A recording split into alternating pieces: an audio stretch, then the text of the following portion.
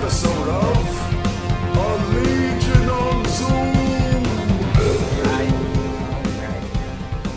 Okay, finally, we're gonna get to talk about Sandman.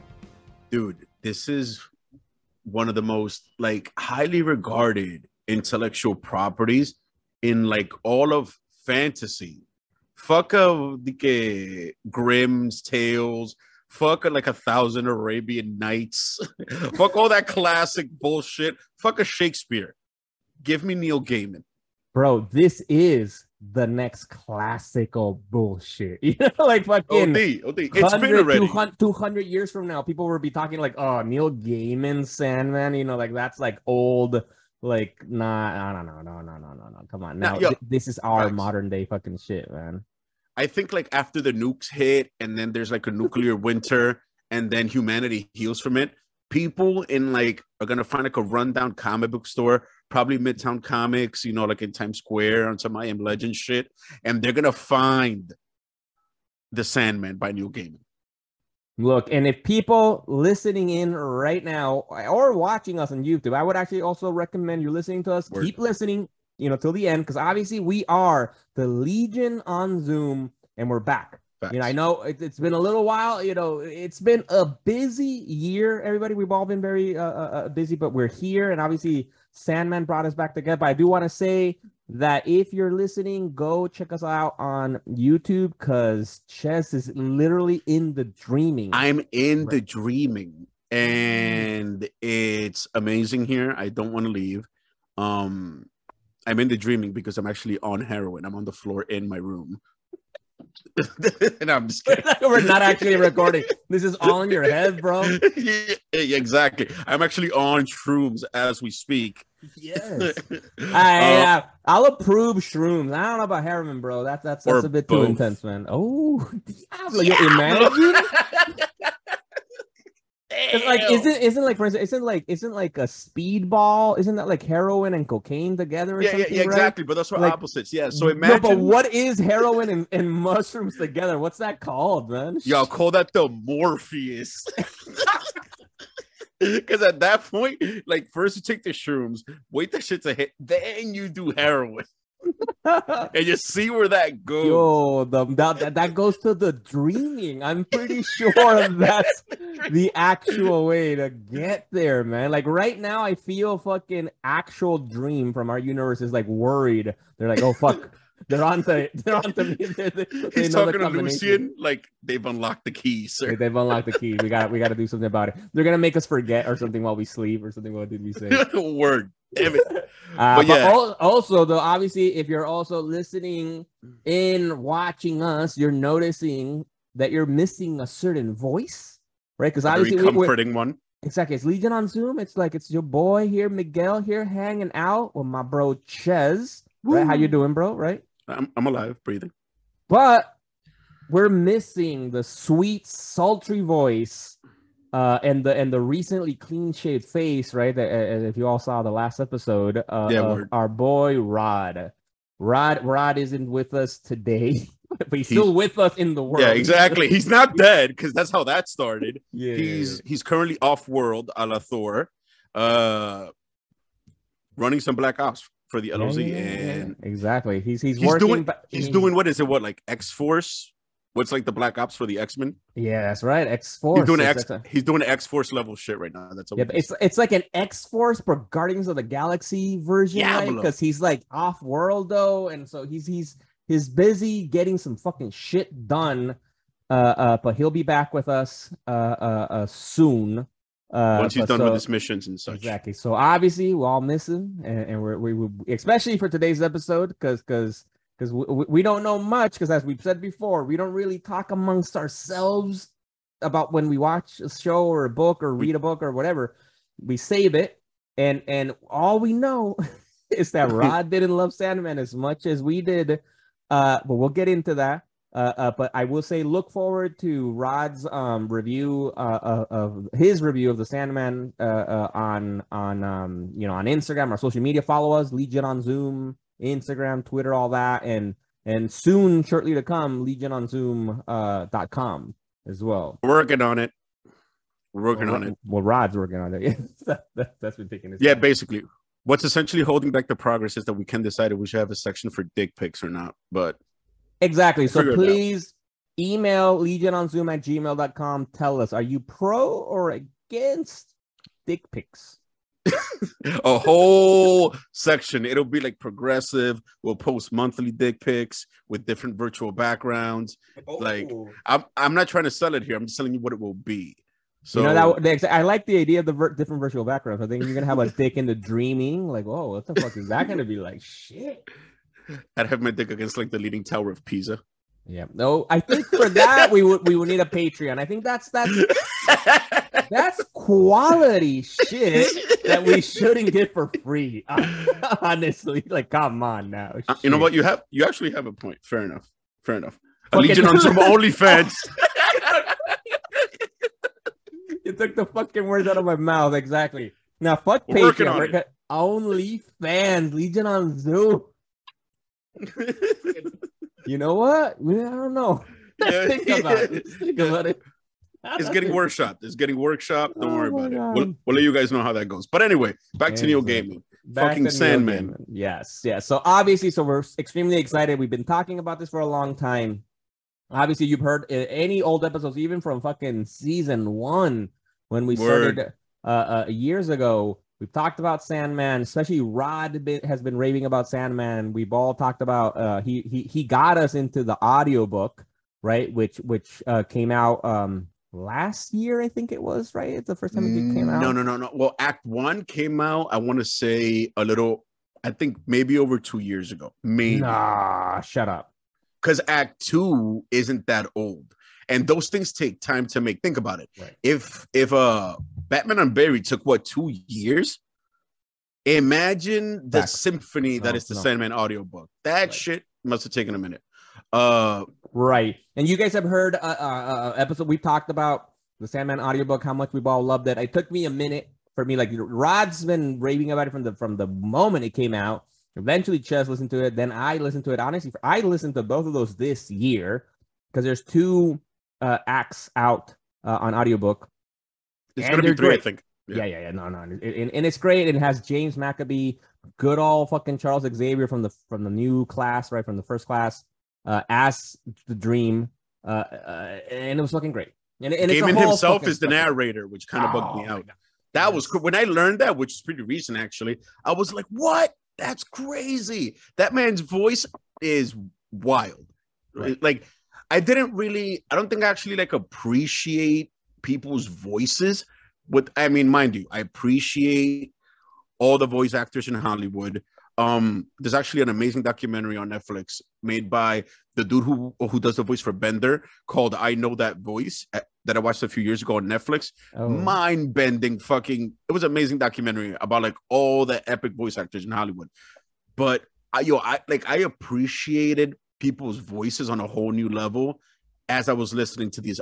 I can't call them audio adventures because that's that Batman thing, and I don't want to get sued, but audio experiences. And shit, man, it was just epic. And those were a direct adaptation from the comic books. Like Exactly.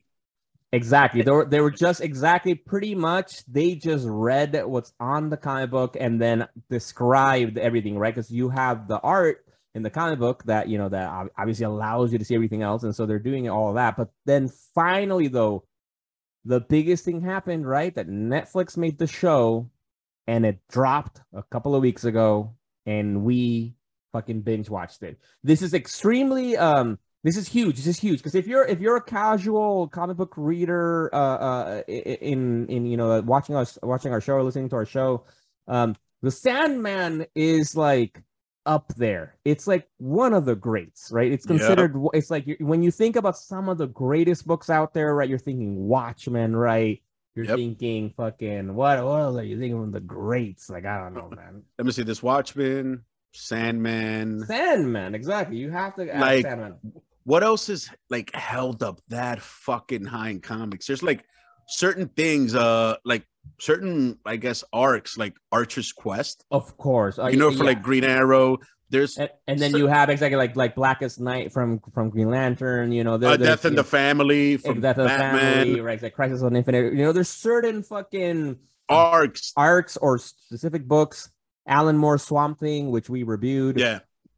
They're fucking high fucking praise, right? And so apparently efforts have been made to make the Sandman back since 1991.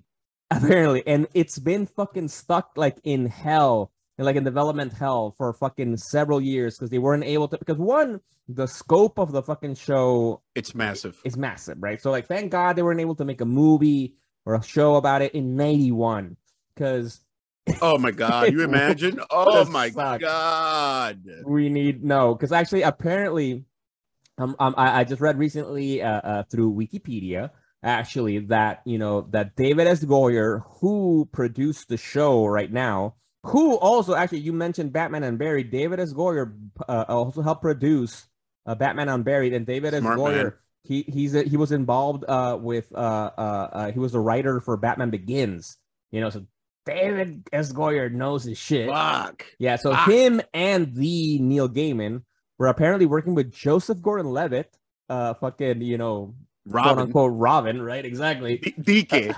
DK. Allegedly.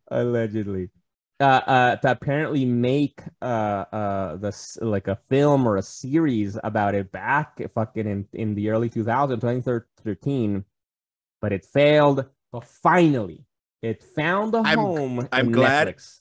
I'm glad it didn't happen with Gordon-Levitt because they were probably going to try and cast him as Dream, I'm sure.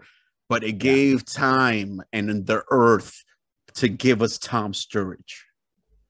My Jesus Christ. Oh my God. Like, I can't even, like, it's like,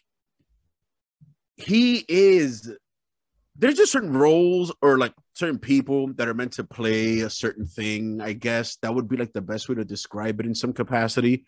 He was born to play Morpheus. And in the audio experience,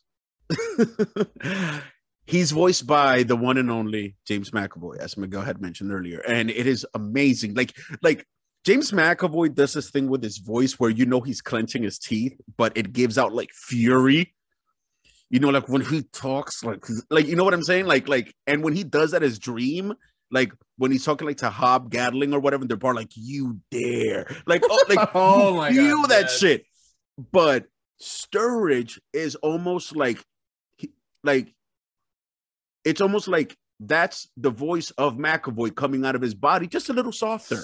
All right. Before we dive more into this, I'm gonna start us off with probably one of the most controversial Who's More Epic that we haven't done in a minute.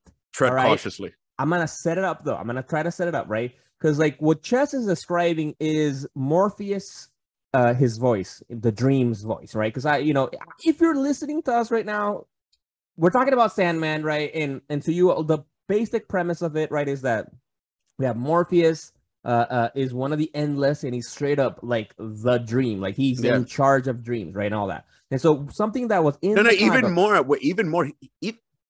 for the people that think like it's not that he's in charge of dreams, he's the physical embodiment of dreams themselves. He's literally the focal point of all. Like he is the dreaming.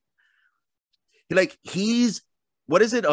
How does Death say it? Like an anthropological personification or some shit like that of a force. Like anthropomorphized. Yeah, something like that. Anthropomorphic, I think. But the point is like he is Dream. Not that he's in charge. That shit, that's crazy. But right.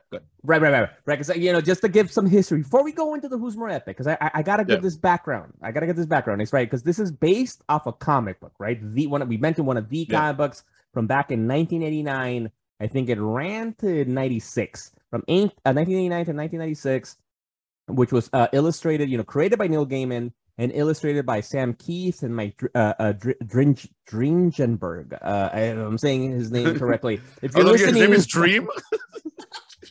if you're listening, Mike Dringenberg, we're sorry for mispronouncing your name. But one of the things that was apparently back in that day, you got to think, right? It's the late 80s. Yeah. That was apparently somewhat revolutionary and like very unique.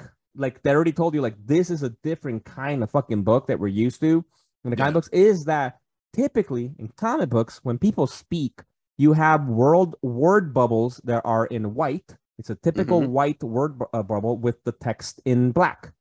What they did for Dream, they made his word bubbles be different. So they made them black instead of white. Squiggly, and they made the text white instead of black. And so they made it different. So even from the very creation of the comic book, they're already kind of hinting, right? Like that his voice is not what we're used to hearing, right? That it's its own fucking thing, right, man? And so my question to who's more epic, the both of us, because I don't fucking have an answer yet, is we have James McAvoy made the voice of the Dream in the audiobook, and now we got Tom Sturridge making the voice of the Dream too, and portraying him physically. Yeah. Who's more epic? McAvoy. In the voice, really? Yeah. I'll take McAvoy because it's so amazing, and all you get is a voice. And I think he's the first person to give the give of Morpheus ever. That's never been done. Has Morpheus ever really like appeared? I doubt that Neil Gaiman will let out that license. He can, use my character for some stupid shit. You know what I mean? Ooh, I think he might be the first. I think he might be the first person to ever provide a voice for this character, for such an old character. And come on, he knocked it out of the park. Aesthetically, OD Sturridge. You know what I mean? Like fuck. But the voice, Sturridge was trying to mimic McAvoy. He set the bar. And you know what? And honestly, I'm probably gonna have to agree. No fucking shade or hate to Tom Sturridge.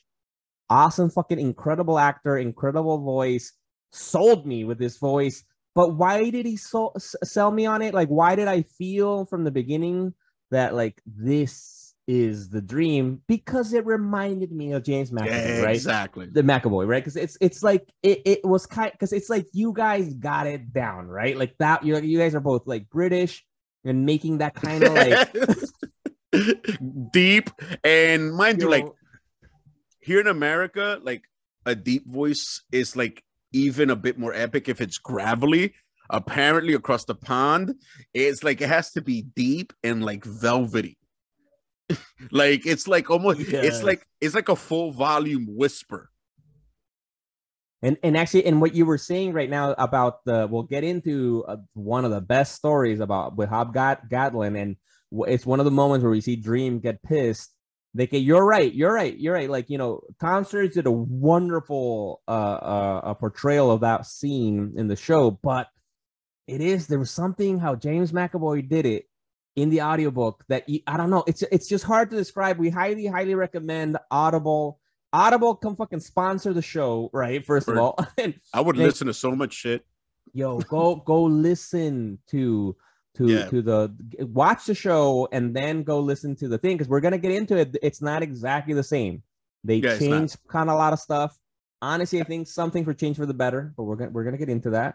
But it's good. But my God, also James McAvoy looks Tom Sturridge. He's a young up and coming actor. He's apparently 36 years old, which I guess isn't that young in fucking Hollywood standards. But like James McAvoy is fucking like he's up there. He's a great actor, like it's hard to compete. He's aged extremely well though. Yeah, how old is James? I'm gonna look that up right now. I bet you if he shaved his head like now for Xavier, which I'm sure he will at some point, he won't look that much different from First Class. All right. First of all, I'm going to apologize to James McAvoy because I know you're listening, because I know you're a fan of the show. Facts. He's told us. He's told us actually. He's done a play here in New York. We've gone seen him in Broadway. He's a wonderful man. Is that he's actually Scottish? I said British, but he's not. He's a Scot. he's a Scot. Because Tom Sturridge, he's from London, England, which is different, right? So he's proper. They're all from the United Kingdom, from the UK, right? Yeah. So how old do you think our boy, the dream, Morpheus's voice, sweet, sultry voice, how old is James McAvoy? James McAvoy, 42. God damn, that is oddly fucking close. It's 43. Ooh. Oh and mind you, I barely even thought about it. Yes, you were just like 42. God damn. It just sounded about right. And you know why you knew that? Because you're in the dreaming, bro. Facts. That fucking just gives the combination of mushrooms and heroin apparently also makes you slightly clairvoyant. Specifically for people's ages. That's it. That's about it. It's a very useless power. Listen, I would make a fucking killing as a carny. Yes. Actually not, because like the profit margin, because I have to purchase heroin and psilocybin. No. It wouldn't work. You wouldn't. You'd be in a deficit quite quickly. Med high and drugs. Fuck. All right. And let me guess, Sturridge. Can I take a shot at Sturridge? Oh wait, I think you said his age, no? Yes, he is 36. Oh yeah. You know what's funny? I was gonna guess 37. That would be like my subconscious that picked up what you said is like, here. Give me Yeah, that's an easy one. There you go. All right, but so Sandman, obviously, as you can tell just from our reactions right now, we loved it. We're gonna give our review at the end, our actual objective. We'll do the math, we'll do the science. To give you the actual LoZ review, but fucking loved it, man. Oh, fuck yeah. It was worth the wait. It was worth, honestly, it was to the point that like this shit is so epic. I didn't expect it to be that good. Yes. Like I was shockingly surprised at how they touched on so many things. Like, for example, I'm jumping ahead real quick, but there's a very minor detail. When he's in hell and they bring up Princess Nada out of nowhere, and you hear her say Gaiku, I'm like, even though I'm like, how are they gonna fit that whole shit in? They found a way to mix that shit in 5 minutes. They show her, they even showed him as like that whole thing where whoever's looking at Morpheus sees that aspect. Yeah. They showed him as a black guy. Yeah.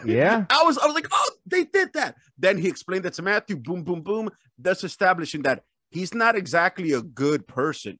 He is who he is, and it takes him for him to change. He's such a force that he learns over eons, not over like months and shit. Like, yeah, that was dope. Anyway, back to the beginning. Sorry about that. And exactly, and I think that's one of the things that us as like. You know, because honestly, I think neither one of us really read the book that much, right? Because like I read the first volume. Oh, okay, that's it. Yeah, that's the thing. I've done both the audio volumes, but I consider that as good as reading the comic. Because honestly, all right, I've been reading comics since I was like 10 years old. I got my first comic book from Rod. After a certain point, there's certain things I can't look at. I get it, art, yada, yada, yada. Back in the days, there's some old artists like, yo, get the fuck out of here. I can't look at the original Sandman art. It looks like shit. I'm sorry. I appreciate the greats. I know back then they were being artsy. They did what they could. But, dude, come on. After seeing fucking, like Jim Lee and shit, like, you try to look at the fucking Sandman art and, like, that shit looks like a Jackson Pollock. Like yeah, what the fuck? Oh my god, I'm honestly so fucking glad that you said it. You think the same thing because Jesus Christ.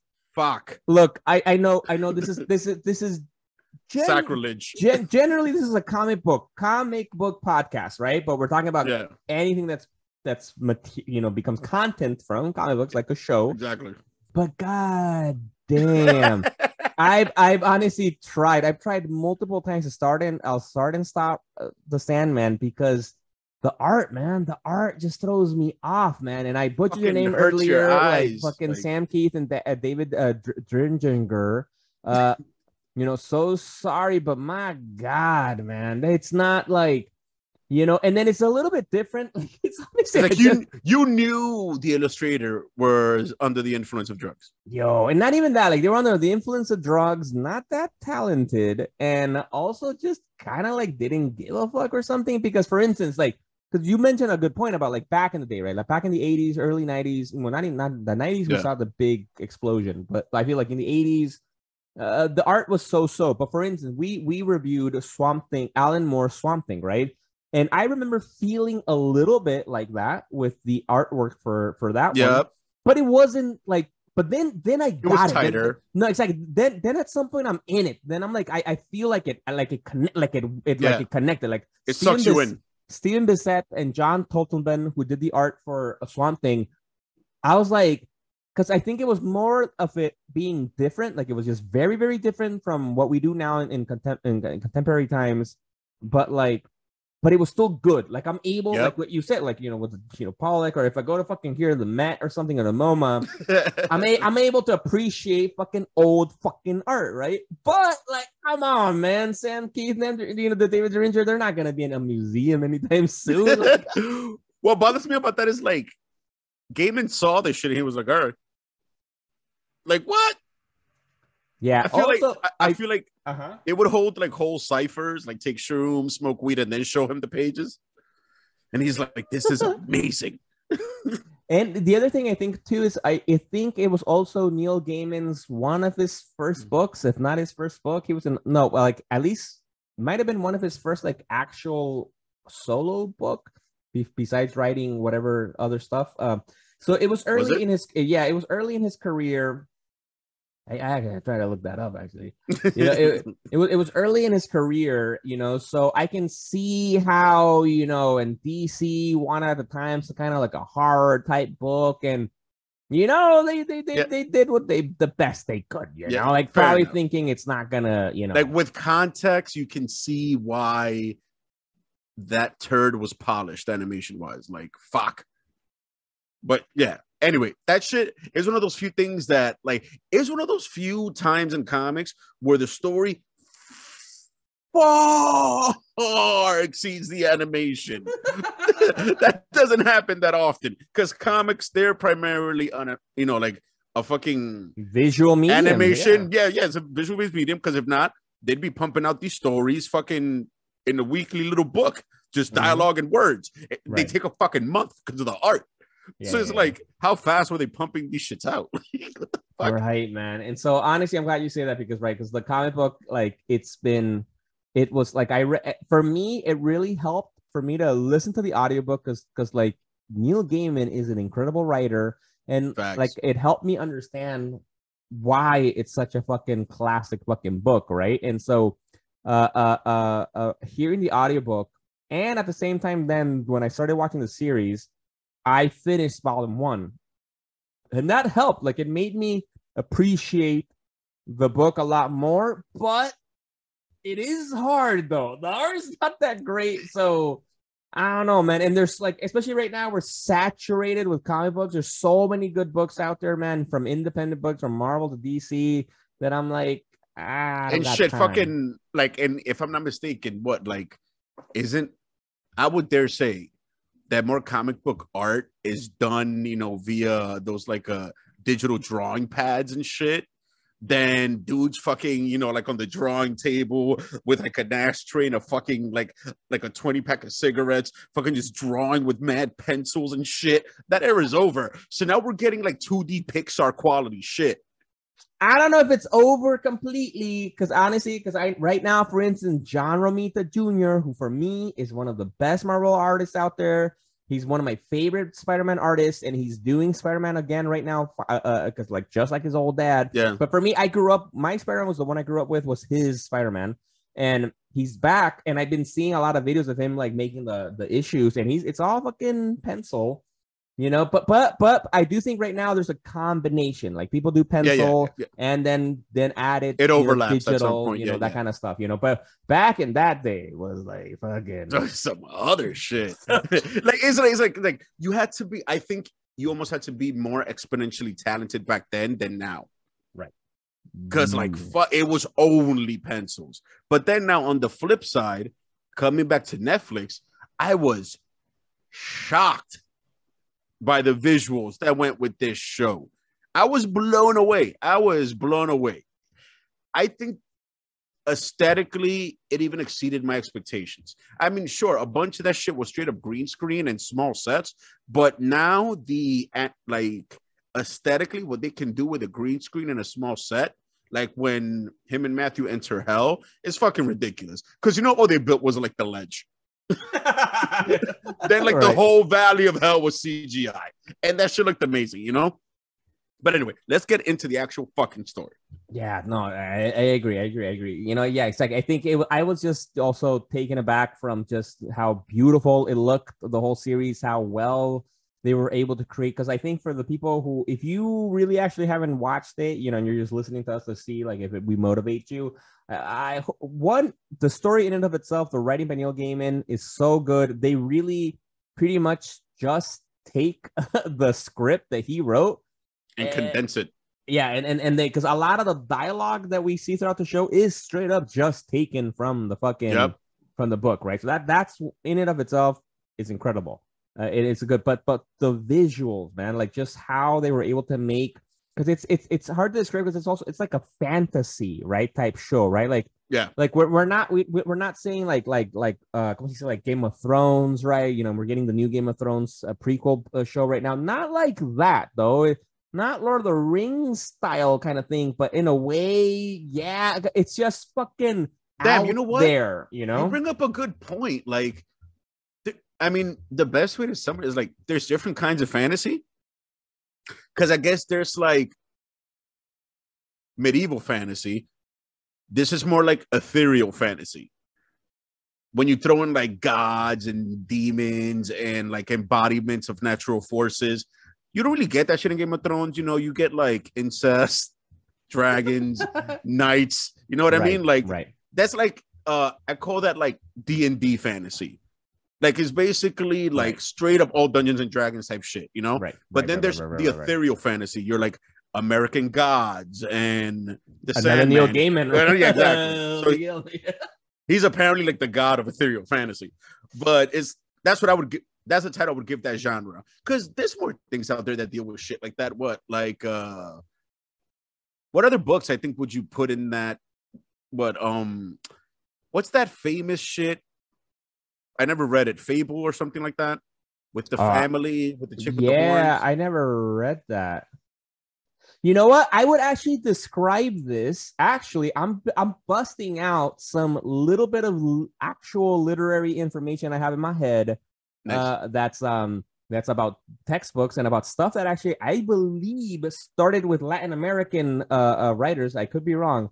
That I would describe this as it's something called magic realism or magical realism. And so there's some famous Latin American writers like Julio Cortázar, and there's a lot more fucking Mexican ones too. I gotta remember those. Gabriel García Márquez, Isabel Allende, Jorge Luis Borges, Juan Rulfo. Not all of them are Mexican, but Juan Rulfo, yeah. Rolling R's. So the idea of magical realism, I'm gonna read this quoting from Wikipedia, right? It's a style of literary fiction and art that it paints a realistic view of the world while also adding magical elements, often blurring the lines between fantasy and reality. Okay. And that's what this is, no? No. It's that genre. Like, that genre has another name, which I want to throw a white man's name out there. Jim Butcher, the author of the Dresden Files, one of the best fucking series of books I've ever read, and it's under urban fiction. Okay. Because it's based in like metropolitan environment, but you get everything under the sun. Gods, werewolves, vampires. God, though. But actually, you are right. I can see that. But actually, as I'm reading here with the Wikipedia, they actually list, because I was listing right now the Latin American literature, the authors associated with that. And then they say literally, in English literature, its chief exponents include Neil Gaiman. First fucking author they mentioned. That's exactly his style. That's so fucking dope. Well, urban fiction? Yeah, no, magic realism. Magic realism. The one I was describing. Yeah. So magic realism. And also they list Salman Rushdie, who recently got stabbed. I don't know if this is too topical, Yeah, but he got stabbed in the neck straight up. fucking like I think in Buffalo or something, right? Some Like, shit like that. here in New York for criticizing what was this? What was he doing? Islam, I think, in the Middle East. Well, he's been criticizing that for a long time. Salman Rushdie, door show. Yeah, well, I don't know. If you've ever watched Seinfeld, there's a whole Seinfeld episode about that, about Salman Rushdie, actually. I think I saw that shit a long time ago. Oh, dope. So, yes, so this is magic realism. It's a wonderful fucking genre that it was great to see them do it well on Netflix, man, with all fucking they made it all come to life. And it's because it's that weird thing, right? It feels like we're in the real world, right? And it's set like in our world but the only thing that the thing is that we have the endless, right? Which are these embodiments of these forces of nature, right? Which they're all basically these, right? We have like death, despair, destiny, desire, delirium, destruction, and dream. We haven't said dream actually. Yeah, I think that's all of them. And that's it. 7. I think there's 8. Maybe I'd probably Google that. No. I think that's all of them. Wait, destiny, despair, desire, destruction. Yeah. So destiny, death, dream, destruction, despair, delirium. You're right. We got it. Desire, despair. It's all 7. Yeah. So exactly. So so they embody that, right? And so this story is about Dream, Morpheus, and he's had so many different names. And what you were describing earlier, when he interacts with Nada and Hell, who Nada was an African princess who fell in love, African human princess who fell in love with Dream, with Morpheus. Yep. But the Dream Morpheus doesn't have a real fucking body, no? It's like it's whatever we see him as. Yeah. His appearance, like his whole appearance fucking changes depending on who's looking at him. So that means that if it was Hitler that was looking at Morpheus, he would be like in a full Nazi regalia and shit. Just to put it in perspective of how that work,s he's the most extreme example, just so we don't have to get too deep with it. No, or even like we were not to put the fuck. I don't know why your mind went to Nazi fucking Germany, but it's like that. Like Africans saw them as an African man himself, right? I would imagine like if back in the day the Aztecs, the Mayans would have seen him like a Mayan god, an Aztec type of god, And actually, we got a special bonus episode that was just about to say that this week, right? Where it's about, and it's a great story in the comic books and the audiobooks about cats, because cats fucking dream. I fucking have cats, man. They fucking dream. Well, a lot of pets dream, and so they see Morpheus as a big fucking epic cat. Yeah. Yep. As a giant motherfucking cat, which is crazy. Yeah. But yeah, so those are the 7, I guess you want to call them. The good 7, as opposed to the 7 from the boys. Yeah. Not the same shit. So our story starts off with so in the 70s, it was way before that, in the what was it, the 40s, 50s? Yeah, 30s, 40s. Yeah. So America was a cult as fuck for some odd reason. So you had people like the founder of the Satanic Church, Anton LaVey or whatever. This is one of his like a rival, I guess you can say, named Roderick Burgess. And he was in the United Kingdom. So he had his little cult of followers and whatnot. And I mean, apparently he was not one to be played with. It wasn't like he was a fake. This dude was basically a dark wizard, like straight up, a la Harry Potter. Like he was a Death Eater, like had his cult of followers. He had a fucking mansion. He knew actual, real, straight up magic. And he had 2 sons. One died in a war, I believe, WW2. Yes, exactly. Yeah. WW. Anyway, so one of his sons died, which leads, of course, when people are rich and they're fucking crazy and they have resources, they're going to try to bring a loved one back, as far too many horror movies tend to go. I just realized that's the foundation for too much shit. A rich person wants to bring someone back. They're after a fucking artifact or some crazy shit. Like, come on now. But yeah, so they try, apparently somehow he learns about the Endless, which we never really learn how he learned about the Endless. Whether it's the comics, the audio, I don't think we. So exactly. So what's kind of cool there is like that's like a little bit about like what you were mentioning. You're right. Back in those days, the occult was huge, right? And you're thinking, because back in medieval times, it was typical for people to talk about alchemy, right? Like a lot of the scientists facts. were also alchemists and all that kind of, even famous Merlin like, and shit. Like, yeah, like even famous like people like Isaac Newton want to do alchemy, and actually John Dee, who is a villain in the show, which we'll talk about. He's also actually a famous mathematician historically, and also a self-proclaimed alchemist and all that. And also, because we can have a whole episode about this down the road, actually, because I'm actually very hugely into this. I've been very big into the occult back in the day. Not so much now, but for instance, one of the biggest occultists, one of the biggest occultists back in the day was Aleister Crowley. Which, if you're a fan of Ozzy Osbourne, there's a song called Crowley, and it's about him, and it's actually a song about John Dee as well. So was Anton LaVey way earlier? Because I know he was a founder of the Satanic Church. I think he's after. Okay, never mind. Yeah, so it's Aleister Crowley. This is actually earlier. Yeah. Aleister Crowley's way earlier than Anton LaVey. This is earlier because in the show they do reference Crowley actually, like haphazardly, and in the book. In the book, apparently they make it seem more that Roderick Burgess is more of a legit wizard. Yeah, like he's like the real deal. It's like the real deal, exactly. And then they mentioned that he's like a contemporary of, at that time, real world occultist, self-proclaimed also wickedest man in the world, Aleister Crowley. Which like I have books of Aleister Crowley. I've studied him. It's trippy fucking shit. I've seen a few docs.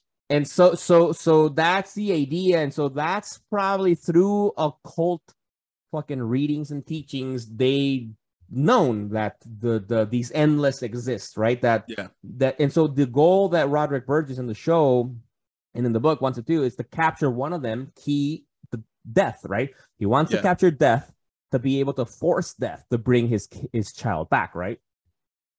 Exactly. So somehow he learned about the endless. Somehow they learned about I guess he had some type of grimoire, I guess. Because think about it. To get a spell that can capture one of the endless or summon someone up that high up the food chain, you need some type of a grimoire. And that's like one of those, I guess, it's kind of like the Darkhold, I guess you can say, like for Marvel. It's like a genuine book full of ancient magic. So somehow he got his hands on that. They did the whole thing with the ritual. I think it's like a pentagram on the ground, pentacle, whatever the fuck you want to call it. I'm not a Wiccan. And Wiccan.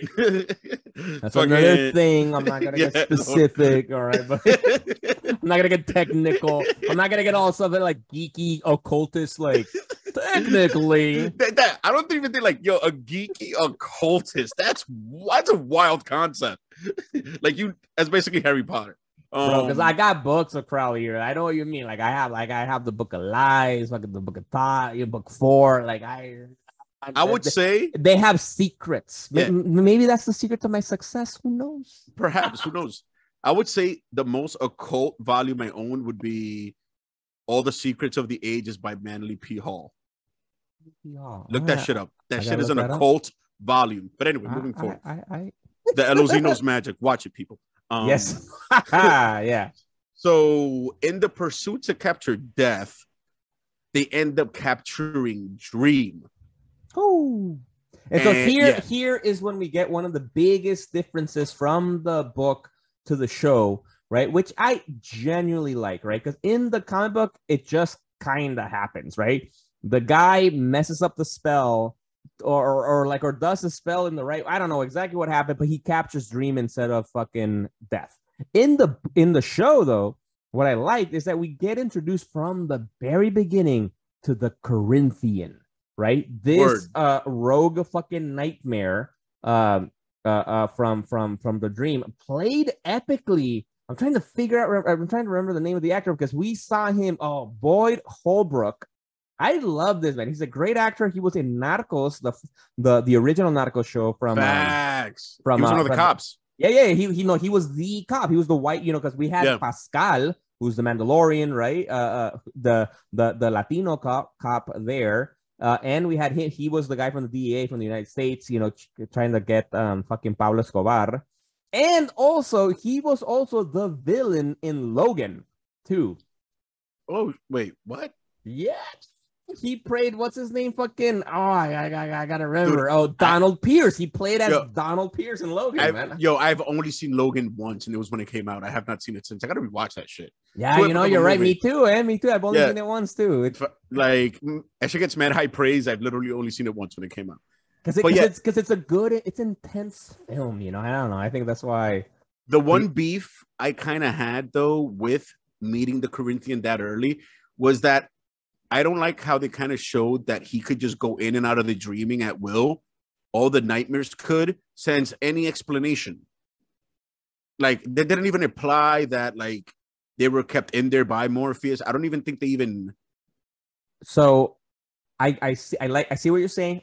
I got an explanation for that. And I think it makes sense because, for instance, in the story, right, in the book, we know that after a dream gets captured and he stays captured for basically almost 100 years. Yep. That while he's away, a lot of dreams and nightmares, they go like, fuck this. I'm gonna go to the waking world because I'm bored and I'm gonna go see what's good. Right. So we already know from the comic books that they can do it, right? That they can leave and they can come back, right? And also in the show, and I think in the comic book, somewhere Lucien, who's basically the right hand man in the comic books, but not that important actually, but right hand woman in the show for Dream, lets him know that people are coming back. You know, the dreams and nightmares are coming back out of fear, right? Because they're afraid because Dream can kill them, right? The Dream created them. Dream can kill them, Unmake them, exactly. So I feel like they maybe always been able to do that. They just are afraid of doing it because Dream will fucking unmake them. But Corinthian apparently was the only badass one that was like, yo, fuck this. I'm gonna go to the waking world, which is different from the comic book, right? Because in the comic book, we only get the Corinthian later on in a very specific story with Rose Walker, which we get in the show, which we'll talk about. And it's cool, but I really fucking liked, also because I like the actor, how he was involved from the beginning. Because what ends up happening, right, is like Sandman, right, the Dream gets captured because Corinthian is like a nightmare running amok in the waking world. He tries to go capture him, and that happens to be at the same time that Roderick Burgess is making the spell. And so captures him. Oh, I just understood that now. So for me, that makes more sense because that's like, because it makes you think, how can this a wizard, quote unquote, right? Dream was like the closest to the veil at the time of the casting. That makes sense. Exactly. I like that. I actually like that a lot. Right? That makes total sense. Like, that makes sense. So like, oh, okay, like that's cool. Like, all right. Yeah. And also because I think that actually does make a lot of fucking sense. But also, wait, one thing that actually kind of just made the sense out of it in my head, because at some point, I think it's in Act 2 of the audiobook. So I don't know where this is in the comics. In the story of the Hunter, that you see that Lucien tries to buy the book a bunch of times from the kid. This isn't even in the show, folks. This isn't like the audiobook in the comics. Do you remember that story? No, tell me which one. The story of the Hunter. Remember that it's like super olden days. I think almost like pre-medieval. That there's the kid who's raised with his father in the woods, and he hunts, and then he comes across like an old lady. She offers him like a book or something like that, and every once in a while, like the character of Lucien would pop up and offer to get the book from him. So they actually could travel between worlds. But like I said, there you go. Yeah. I actually just remembered that. But yeah, that's an Act 2. And I think that's a cool thing to mention too for the people who are listening, watching us. Hey, that's cool and different about Sandman, which is very Neil Gaiman. It's like you're not gonna go if you're gonna go watch it. You haven't seen this, and you're like, I'm gonna go watch it. It's not like typical comic book things or a comic book season that like the story begins with the first issue and then it ends with the last issue. Like it's self-contained stories for the most part, you know, like they have a lot of standalone stories, right? Like, you know, the first half of the season, you know, and sort of the same way the first volume of Sandman is about him escaping this entrapment that he had from Roderick Burgess and getting his tools of office, which we're going to get into that. right? So that's kind of like one story told across different issues, across different episodes. But even everything about that is its own fucking thing. Yeah. And then we get a bunch of random standalone stories, right? Like that are just its own fucking thing. And then we have, at least, in the season, the last 4 episodes are Yeah. this one story, which I genuinely kind of liked, right? Because I don't remember like what else gives us stuff like that, like where like it's just you can watch one episode and then that's it, like I like Yeah. that, like Justice League of fucking, the animated series was kind of like, I don't know, like animated series were the only ones where you could watch an episode and just like it's a self-contained story, no? I don't know if I'm making sense. Like, no, I totally get what you're saying, and that's because I think you need to have a certain talent for storytelling to use up all the resources it takes to make a live action episode isolated into one thing. Yes. But because somehow the scope of the story is so vast, you can have it like that, because in some way all the stories kind of do connect, even if they have just one or two elements. Like, it's not just Morpheus. Like, if you look at the diner, Rose was friends with the chick who was a lesbian. You remember? In she the called diner, Rose I on the forgot her phone. name. Yeah. Mm-hmm. And then when Rose goes, to Florida to find Jed, she meets Barbie, who's the main character of that weird ass fucking acid trip of a story from Act 2, with like the porpentine and the cuckoos and all that crazy shit, which I feel was like just one uncut stream of content from Gaiman. And he said, I'm printing it. I'm not changing shit. This is what I wrote. I don't know what I took. And that's actually a really cool thing too, though. Like, even as you watch the series, you'll see random things pop up, random characters, random people. They're not random. They're gonna be a story down the road, like it's all still Gaiman is creating this fucking incredible, huge fucking universe, right? That is awesome to tell. So all right, but let's get back into it, right? Because it starts, Sandman gets fucking captured, and he stays there captured for like almost 100 years. And honestly, for them to pull all that off in one episode, I was just impressed. Because when you think about it, right? When you imagine that you're trying to sell a story and you're telling the potential, like, Netflix, right? All right, the story is this is the first episode. The main guy, the star of the show is naked and captured in a jail, like kind of like a little crystal jail cell for the whole hour. Like a giant egg. Exactly. And he's naked and he doesn't talk. And he doesn't talk. That's the first episode. Like that's how we start. That's how we hook people into the show. I can see people going like, especially nowadays, like, what? Fuck that. He doesn't talk. He's like one weirdly naked and like really thin and white and pale white. Like why am I gonna want to watch this, right? But my God. Yep. Yo, because Neil Gaiman and like the directors of the show, fucking David S. Goyer producing it, all of that, they fucking did it though. Right? Dude, they did a fucking amazing job. And to be honest, yeah, they did an amazing job, sure. That goes without saying. But you got to give it up to Tom fucking Sturridge. This is where he outdoes McAvoy on the total opposite spectrum of the voice thing. For him to sell that, just sitting naked, just staring, like, with this, like, it wasn't even like he was, like, he had a true look of, like, detachment from his surroundings.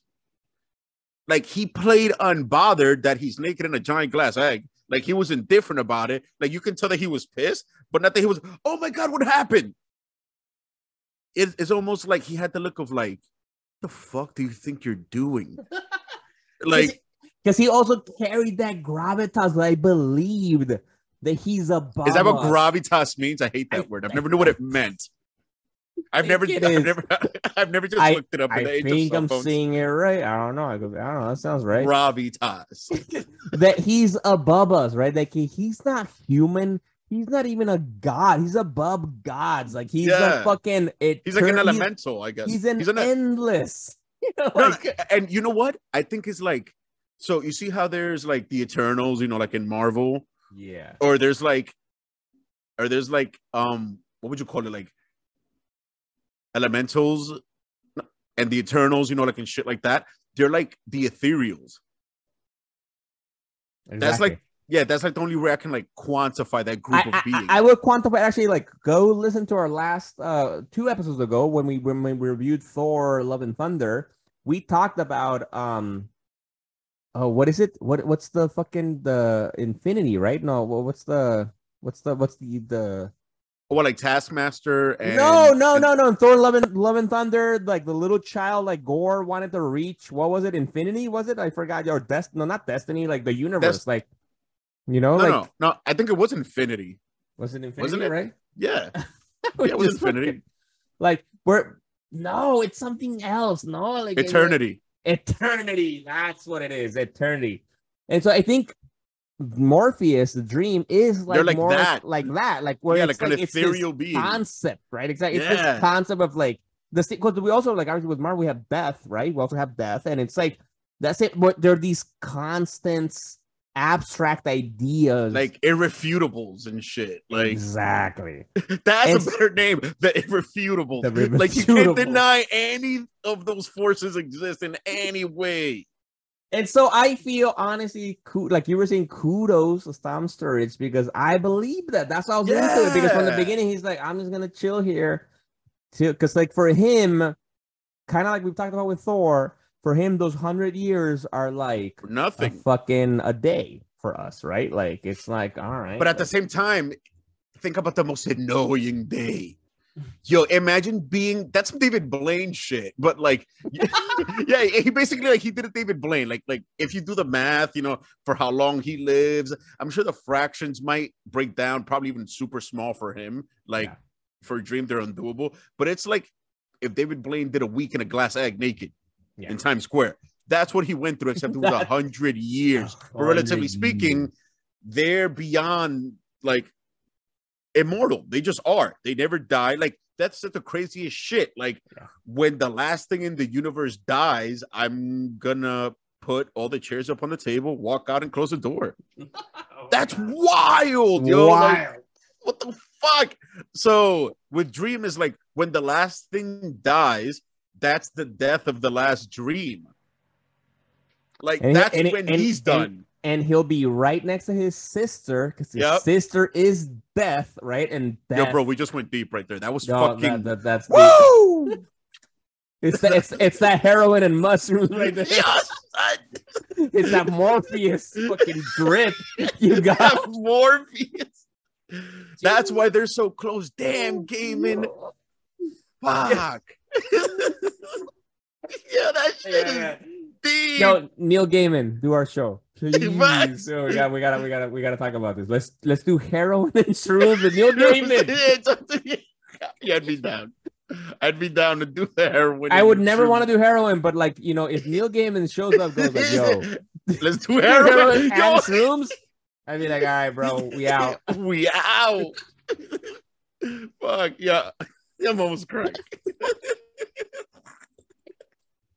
Anyway, right? So what we're trying to say is then we're loving the show, right? He gets captured, and that's what leads to the big story, the first story, right? Because when he gets captured, he has his tools of office removed by this fucking dick Roderick Burke, this fucking fucking dollar store version of Aleister Crowley, right? That he takes his sand. Wait, whoa. Isn't Aleister Crowley the dollar store version of Roderick Burgess?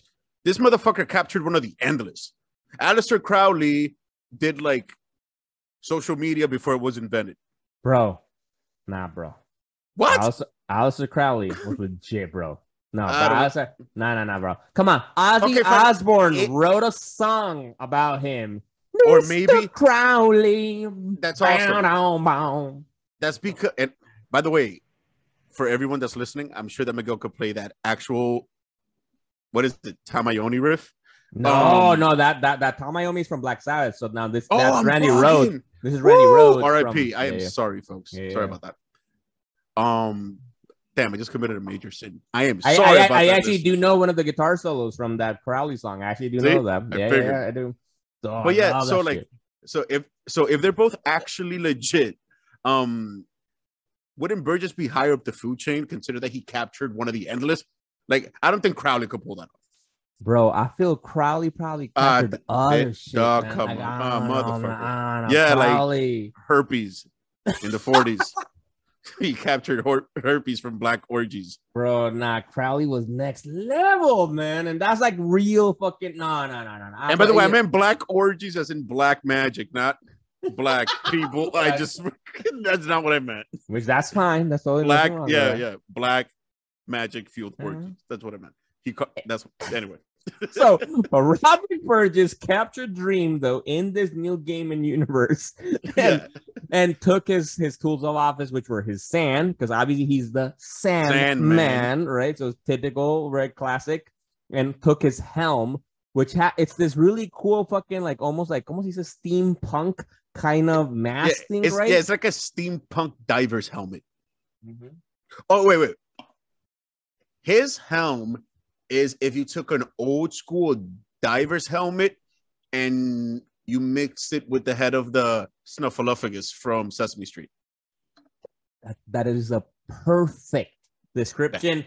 We have to make this into a post to compare to show that, because that is exactly what that is. That is exactly what that is. I will say, I don't know if you noticed, at least for the show, I don't think the comic book had that, right? Because you're making it's a bone in the comics, I think, right?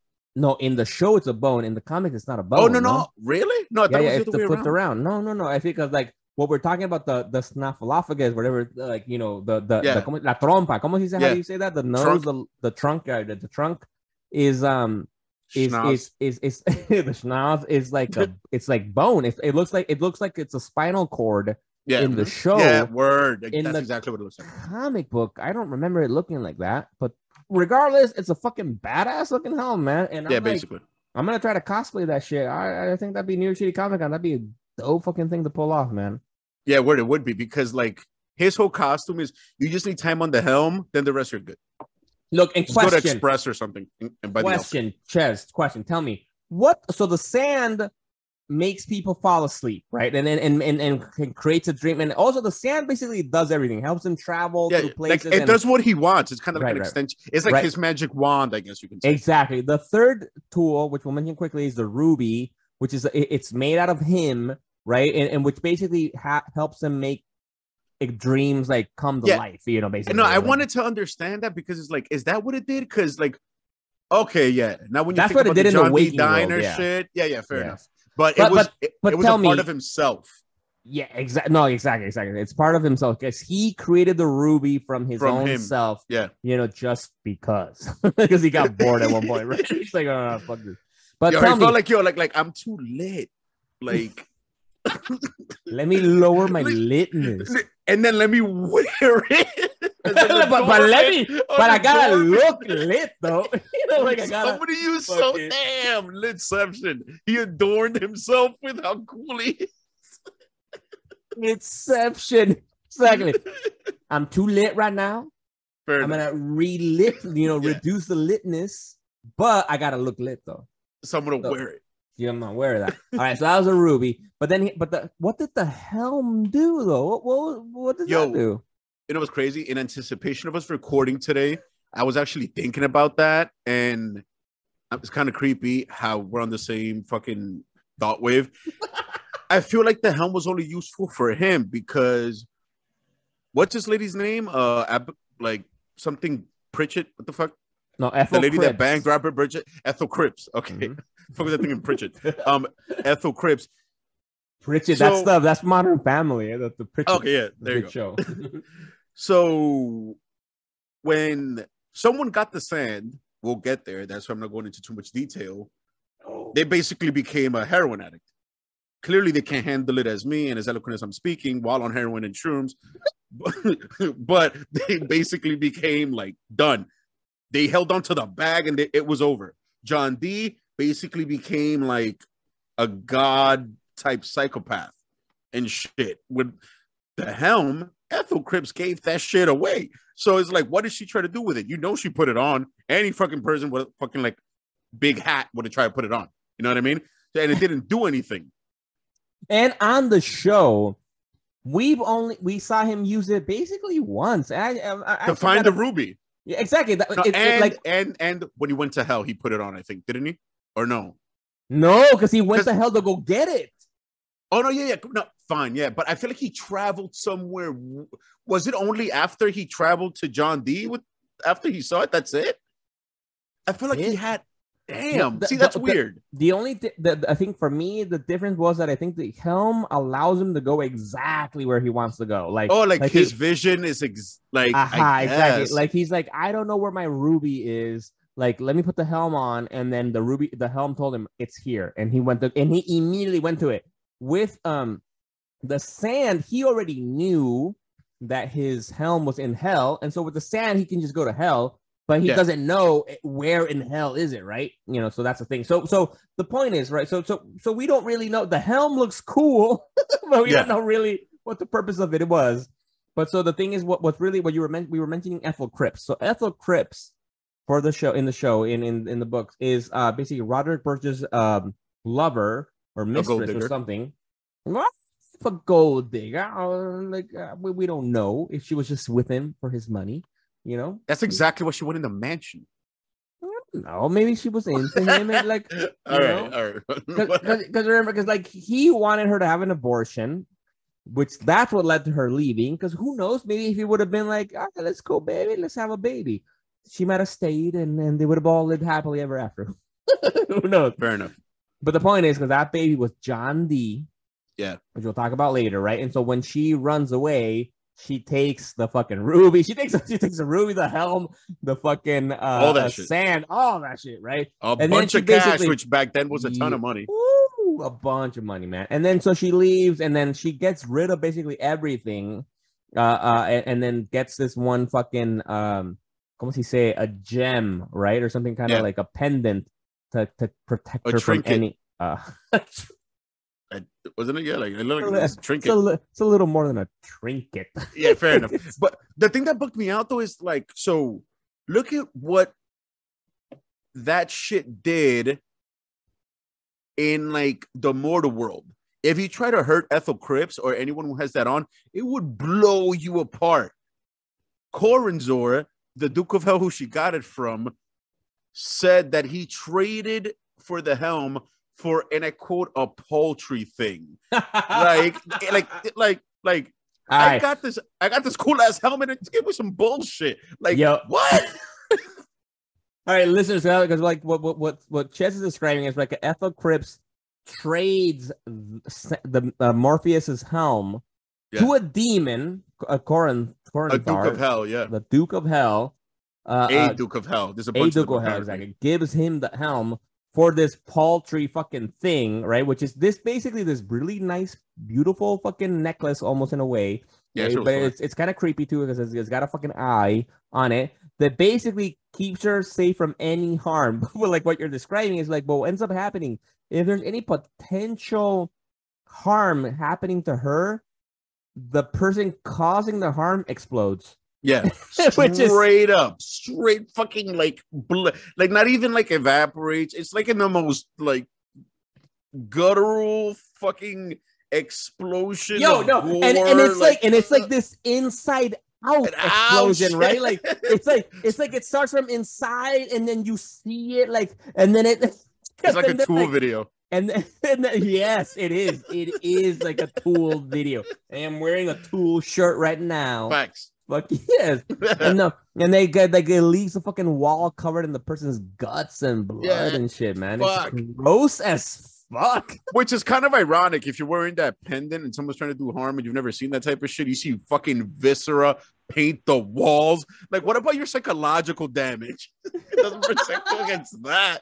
And also, I wonder what's the level of like how far does it protect you? Like, for instance, if somebody comes up to you on the street and slaps you, is that enough to blow you up? Or like, or yeah, have to be, I think so. there has to be deathly type of a, like you're about to die, and then what's the, because like shit, like if somebody like in New York City, like I don't know, if somebody bumps into you accidentally, you explode. Yeah. Like what the fuck? No, yeah, but being that is like a demonic thing and you like made a deal with a devil, it probably has some stupid ass weakness, like Facts. you could get hit from the back because you can't see it, so are you protected? No. Or like the weakness is like it's like if a loved one hugs you too hard. Yeah, facts. Like, word, that's crazy. Yeah, man. Yeah, fuck. Yeah. But I would use that little pendant for a while. I'd be curious. Just use that shit in a mosh pit. All right. Anyway, yo, in a mosh pit. God damn. Fucking, there's gonna be a circle around you because people are afraid and they're all just some carry shit. Yo, some carry shit. So she eventually steals a bunch of shit from Burgess, runs away, gives birth to John D. In the show, she becomes a famous antiquities dealer. Is that what happens in the audiobook comics? I can't.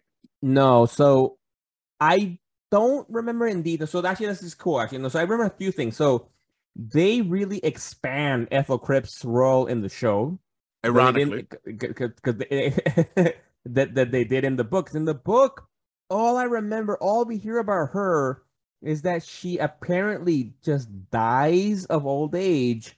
And then, because what's really cool, because remember, in the originally, people listening, watching, Sandman is based the DC comics and it's based in the DC universe, right? Yeah. So in the actual comic book, we get fucking cameos from the members of the Justice League of America, the Society of America, the Sandman, the old school. No, we get fucking Scott Free, which is Mr. Miracle. No, Mr. Miracle and Martian Manhunter. Yeah. And all that kind of stuff. So in the comic books, John D, who's the son of Ethel Cripps, the kid that Roderick Berger wanted aborted, right? He's actually Dr. Destiny in the comic books. And in the fucking book Sandman, he's in Arkham Asylum, right? He's fucking in Arkham Asylum. And so all we see in the comic book, actually, and in the audiobook, is that all of a sudden Ethel Cripps dies. And then when she dies, she has the ruby that we talked about, the third thing of Morpheus, sent back to Dr. Destiny, which is John D.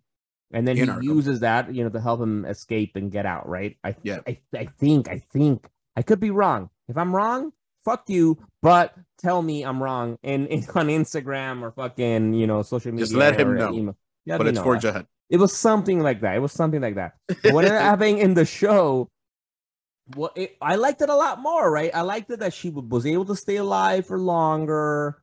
That whole story, Corinthian to see her and shit. That I like building the tension of because Corinthian now comes back saying oh fuck, Morpheus is free because he eventually becomes free, obviously from Roderick Burgess and his kin, and wants to fucking get his shit to become more powerful, and it's this whole thing. It's cool, and it leads to then her go visiting her son John D, because apparently we hear in the show that John D went crazy using the fucking ruby, which makes your dreams come true, and it's in a fucking super max facility, like on some crazy on the raft type shit.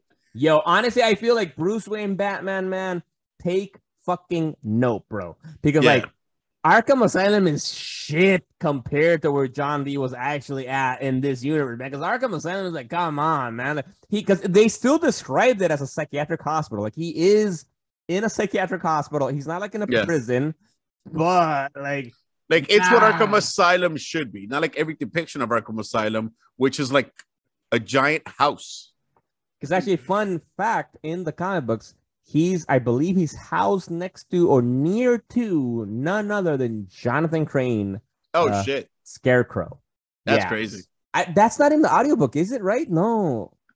Or I can't remember. I mean, dude, that's hundreds of hours. I would not be able to remember that detail. No, I don't think. I think also they excluded a lot of the DC universe in the audiobook too, right? Yeah, that they did. Except for what sounds like I said in the audiobook, it sounds like it's the Sandman. Like, so there's another Sandman down the road, and it sounds like it's the Sandman from the JSA, Hector Hall, the way they play out his story, the husband to Lyda Hall. But apparently Hector Hall, that's a completely different thing. We'll get to that. But in the audio, it sounds like he's part of like the JSA, like that's the Sandman they're using in some weird way. But aside from that, that's pretty much it, though. Yes. All right. That's true. So, but I actually really loved how the show was able to work around all the DC fucking connections and all that.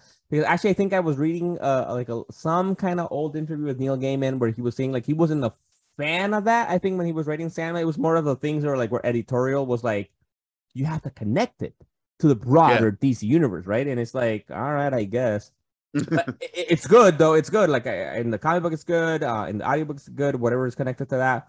But they were able to make it stand alone by itself. And so where we were at, so now we know, right? So Ethel Cripps stole all these 3 different tools of office from Sandman, gave them all away, right? His son had access to the ruby, but then that's stored away in a separate place. The helmet to hell and the sand, that goes to the first fucking story that we got about that, where it introduces us to not John Constantine, which is in the comic books, which is John Constantine, which we know from fucking, we love Keanu Reeves as Constantine, which is a very different Constantine, and the guy from fucking Legends of Tomorrow and his own NBC show for a little bit, which I forgot his name. We get Joanna Constantine recreating pretty fucking epically a story from the fucking book, right? Like, word. Immediately. And also, she's hot as fuck. Oh, bro. Yes, insanely so. But I'm gonna try. Look, listeners, you may all think we're biased or not, but look, she is beautiful. She is hot, unreasonably so. But she is fucking great, though. She is a great actress. She's a great actress. She's a great actress. Her snark is amazing. Look, and honestly, look, Ches, what do you think, bro? Like, I am so fucking down for a spin-off series of Joanna Constantine. She would be able to pull it off as long as the stories are fucking compelling. And not Constantine has no, like, in Constantine lore. Do you want that, bro? Would you watch that, man? I'm more wanting a Sandman season 2 before they do a Joanna Constantine spinoff, but I would definitely watch a Joanna Constantine spinoff. Bro. We have to assume season 2 of Sandman. Oh yeah, you know what? Yeah, that's true. Considering the accolades, it's guaranteed. Yeah, the accolades. This is a highly well-reviewed show. Fans love it. Yeah. It's not Cowboy Bebop. You know, it's not Jupiter's Legacy. It's none of that shit. This is like, it'd be very stupid on their end. Yeah. This would be very much this, but you know what? But we can't, you never know, right? Because we did just recently see, not to get into the news right now, but we did see Warner Brothers Discovery cancel fucking Batgirl after $90 million. Let's not even. That won't happen. So we're gonna get Sandman season 2. Because that's justified. Like, obviously, I am so down for a Joanna Constantine, because, like, honestly, when I saw that episode about Joanna Constantine, I was fucking hooked, bro. Like, I was like, all about that was fucking great. Not just because she's fucking beautiful and hot, but just like her fucking, like, I felt like she was like, she's supposed to be John Constantine in the comic book. It's John Constantine, but because of DC fucking rights, Netflix wasn't able to use John Constantine, but which is fine, because actually in the Sandman actual book, there's a lady Constantine. There is a Joanna Constantine back in the day, which we do see actually later on. Yeah. So technically, it's like all they did was make the Constantine demonologist thing like a family thing. Because basically, the ones that we saw in the comics and the audiobook was the ancestor, like I guess you could say great grandmother of like our John Constantine. You know what I mean? So all they did was extend that. So it's apparently, like I guess it's like a female dominated branch of demon hunters in the Constantine family, which is pretty cool. I like that concept. So apparently this implies that Dream eventually escapes from Burgess and he goes after his shit. And somehow and a lot of the things that I like about that, like, because I know, like, honestly, I'm actually quite surprised. I don't know, maybe if I'm not having been on Twitter or Instagram enough to see there was a lot of gender and sex. Race changes in the show. A lot, right? Like for instead of John Constantine, we got Joanna Constantine. Instead of Lucien without an N-E, we got Lucien with an N-E, and it's a black woman instead of a white man. Yeah, you know what? I didn't even peep that because it's actually like a Lucian. Yeah, Lucien versus Lucien, right? Yeah, exactly. Yeah, no. It's all different. There's a lot of people, like, for instance, like Rose Walker, instead of being of a white woman, it's a black girl. It's like there's a lot of sex and gender. And sex, gender, and race in throughout the show. That for me, honestly, I think it works, and I think that's why I didn't really see a lot of people complaining about it. I think, and I would honestly think that the biggest complaint we were getting from John Constantine, right? Because that's a staple, right? We saw Keanu Reeves as John Constantine. We've had a character be on the League of Legends. Or something like that, like League of Legends. This is a game. Legends of Tomorrow. Legends of Tomorrow. Yeah, and Lucifer too, right? Instead of getting our, Tom Ellis from even though wait, I was waiting just in case you actually hit at that. Too many fucking people who like that kind of cringy show, or like I would have preferred Tom Ellis. All right, first of all, if you prefer Tom Ellis in like as that Lucifer in this, you're a fucking moron, because that's not the same. That is such a deviation for that character that it's not even funny. The lady who played Brienne of Tarth on fucking Game of Thrones, I forgot what her name is in real life. Damn, I'm looking up right now. Gwendolyn. I know it's Gwendolyn. What's her last name? Oh my God, I'm on it. Gwendolyn Christie. Yeah, there you go. Yeah, I remember her fucking whole nightly title from Game of Thrones, but not her real name.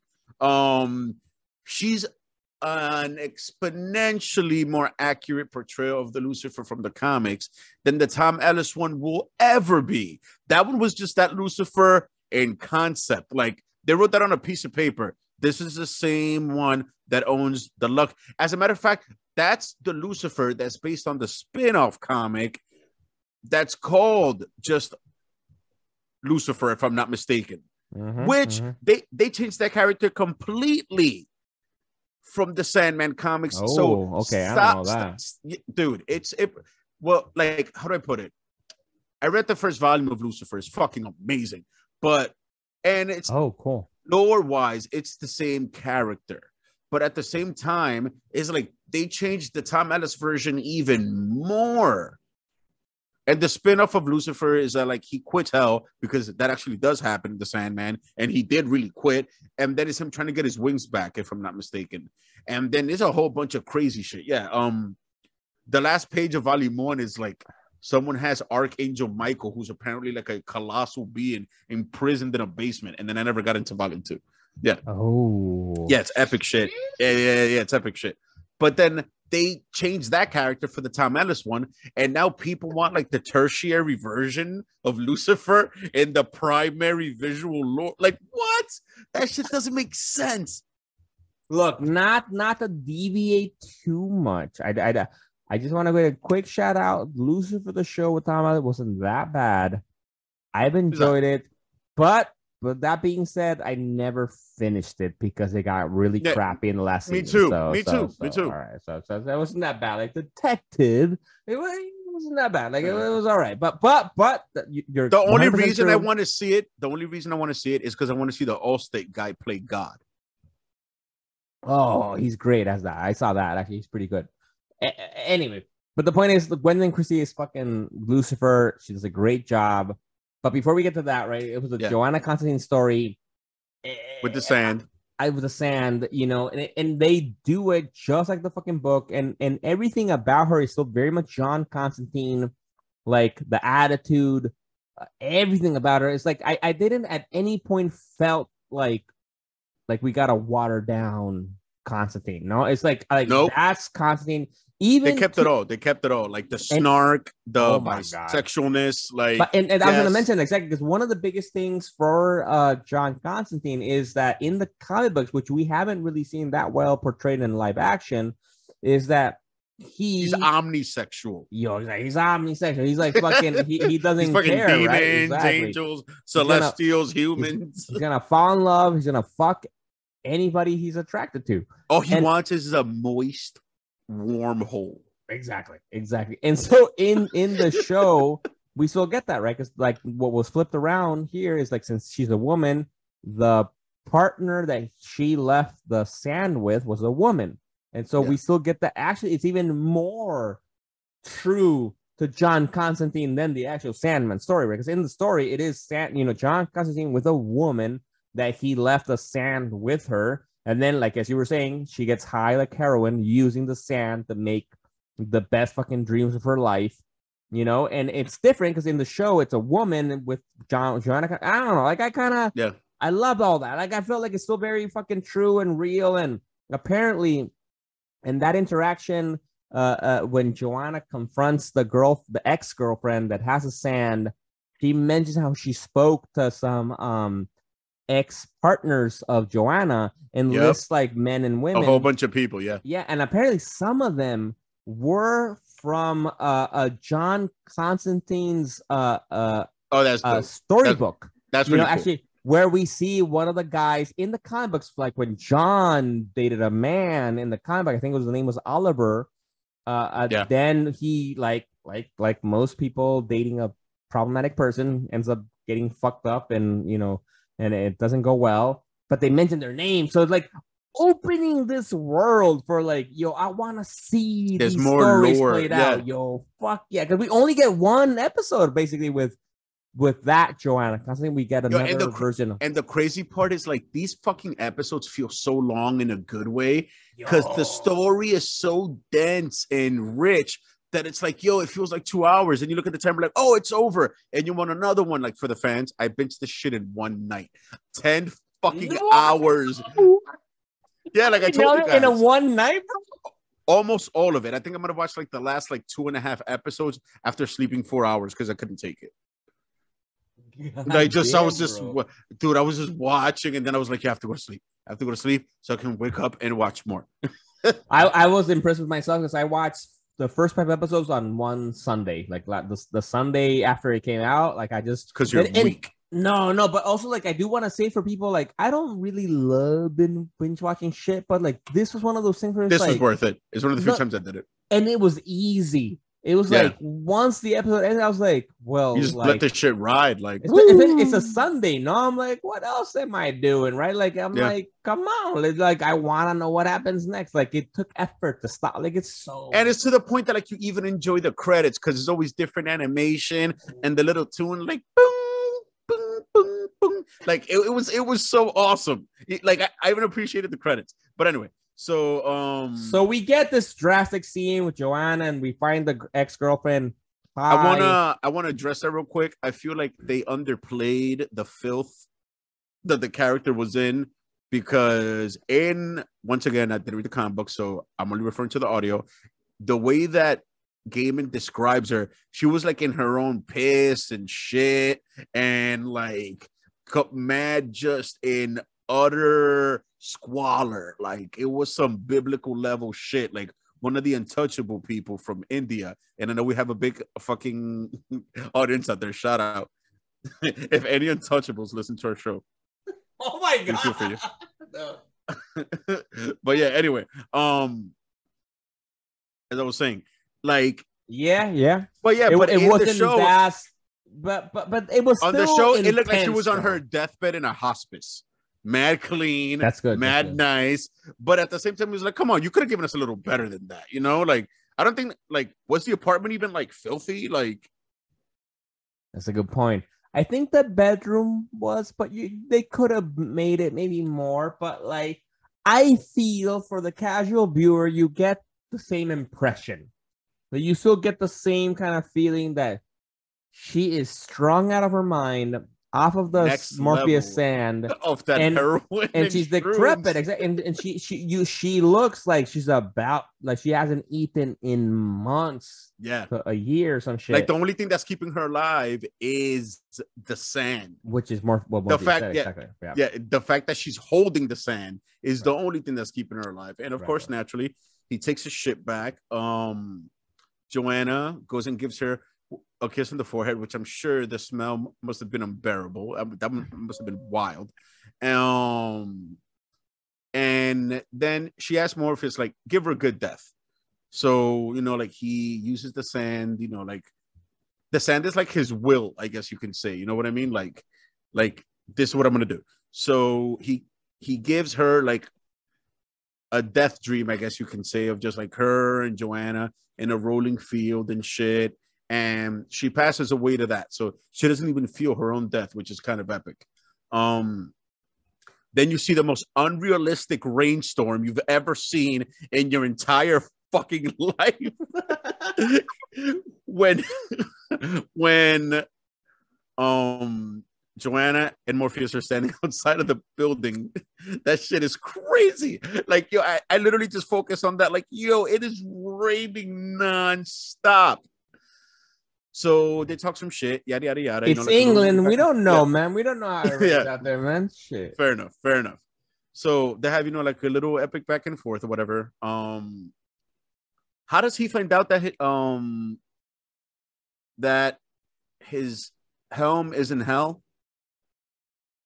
Does he learn from Joanna, or that part I forgot? No, he found out with like, so actually we have it. I'm glad you bring that up, because before all of this, he contacts the Hecate. Right? The Fates. The Fates. He contacts the Fates. Epic fucking dream sequence on what he needs to get to fucking persuade them, the three Fates, to talk to him. And then because he asks them where's my shit? His stuff is. Exactly. So that's how he finds out that one was in Joanna, one's in hell, and one's with John D kind of thing. And so this is also where we meet one of the most epic characters. Not when he's talking to the Fates, but when he's about to leave for hell. Isn't that when he meets Matthew?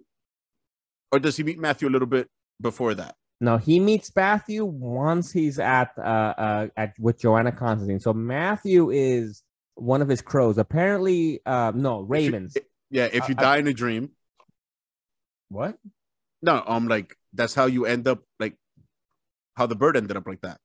Like he died in his dream, right? Oh, Matthew? I don't know that. Yeah. Because I think he mentions that he was like, I died.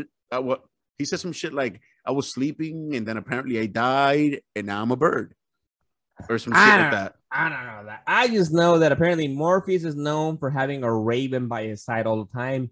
And he had Jessamy before, which was killed when he was captured by Roderick Burgess. And blasted so then with Lucien, exactly, and then Lucien gives him Matthew, which is voiced by comic book fucking fanatic Patton Oswalt. MODOK, exactly, and also one of the agents and Agent of S.H.I.E.L.D., and he just fucking does everything. Yeah. Awesome stand-up comic.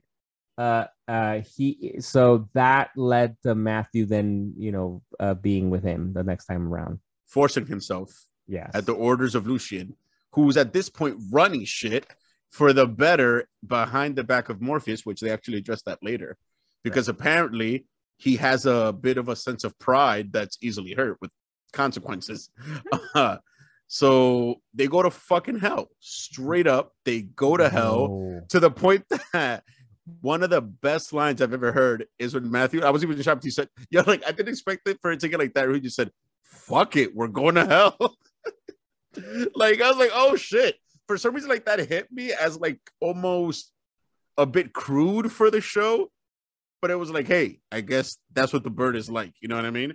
Man, and all of that. It's like all of that. I love that. Even because, like, for instance, actually, I'm glad you bring this up because I want to say this. I hate this from Marvel, right? Because like with Marvel, we get comedic relief. We just talked about the Thor Love and Thunder, where it's like, but it's too much.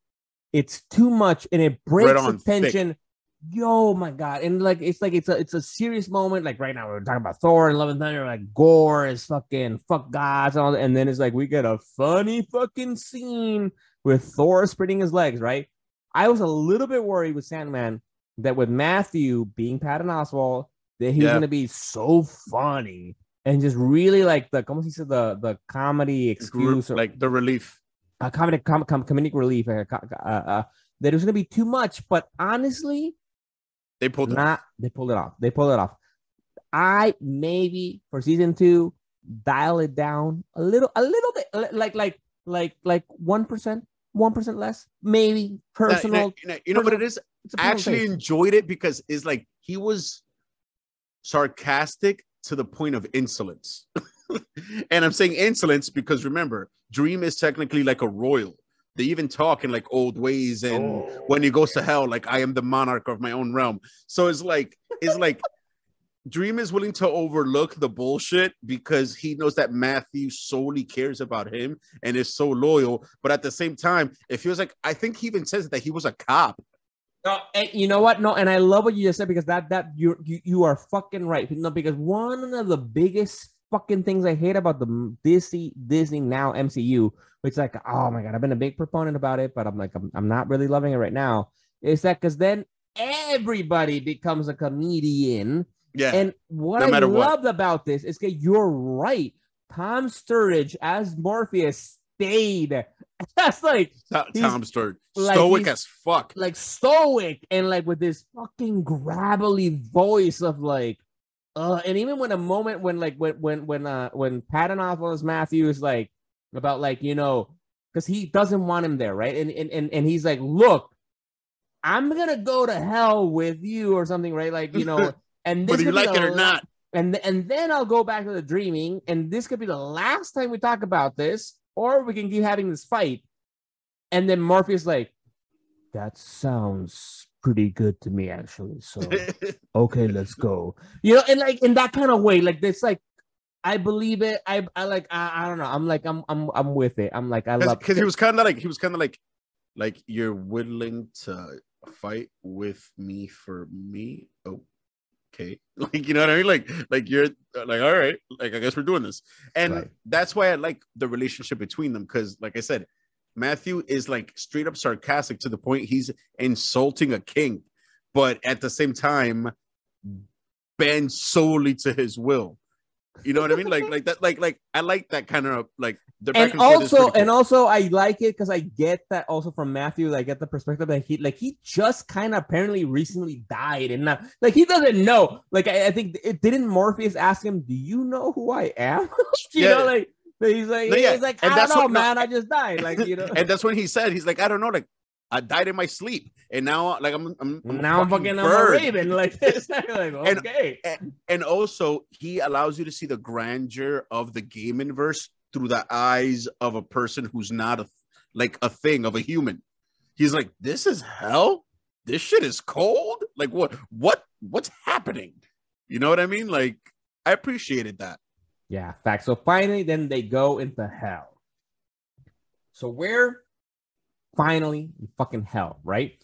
And so, which is dope because we get to see a different version of hell. Because you talked about Tom Ellis's fucking Lucifer show, which is cool. They barely show his hell. I mean, in what I saw of that show, you see very little of that hell. Or am I wrong? No, you get a lot of it later on. Actually, yeah, you do get a lot because you also get a lot of. They mentioned a little bit about it in the whatchamacallit in this episode, a little bit about how hell isn't real unless you believe in it. And so they talk about that. That's a gaming idea. And then in the Lucifer show, they bring that up, which is fucking, for me, I love it. It's like hell itself of your own making. If you feel guilt for the things you've done in your life, you create your own hell for yourself. Like Lucifer doesn't do that. Lucifer just has the demons and all that there. He's a facilitator of your guilt. And it just recreates your fucking guilt with the demons that he has. But if you're guilt free, you're good, you know. So, which I So assume for me, like sociopaths are yeah, fine. yo, my God, yo, you read my fucking mind. I'm like, the loophole in that is so obvious. I don't know if that's because we're sociopaths, and that's the first thing we thought about. Is like, okay, so we're good. We're good. We're good. We're good. Like I have, so like basically, Don't I worry. just gotta make sure like that, like before I die, is like a fuck everybody kind of attitude. Gotta And let I'm go going of to that. heaven. Whatever little guilt I have now. Fuck that. Fuck that. Fuck that. I'm good, man. Fuck that. Fuck that. Like, fuck the fact that I've beat off in a few places I've worked at. Fuck that. I feel no guilt over that. Okay, we'll save that for another show to get into detail about that. Only in the bathroom, of course. Well, I'm glad you specified Sanitary that. about it. You know what I'm saying? Just Of course, you gotta be a little bit professional about it, of course. So we get Lucifer, and we get this awesome scene. He's in hell. It's awesome. We get Gwendolyn Christie epically portraying Lucifer. We get even Mazikeen there. And what's cool about that, what differs from the comic book, is that what ends up happening, right, is that he's like, one of your demons has my helm. Yeah. They find out who Corinzar. it is, Corinzar, a Duke of Hell. And then also, in the quick shout out to the Mazikeen from the Lucifer show. Damn. Ooh, God damn. Damn. She was so much hotter than the detective. Yo, okay, go ahead. I gotta figure out who's the fucking actress. She Leslie Ann Brandt.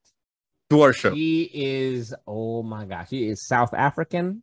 Actually, yes, she born in Cal. Hey.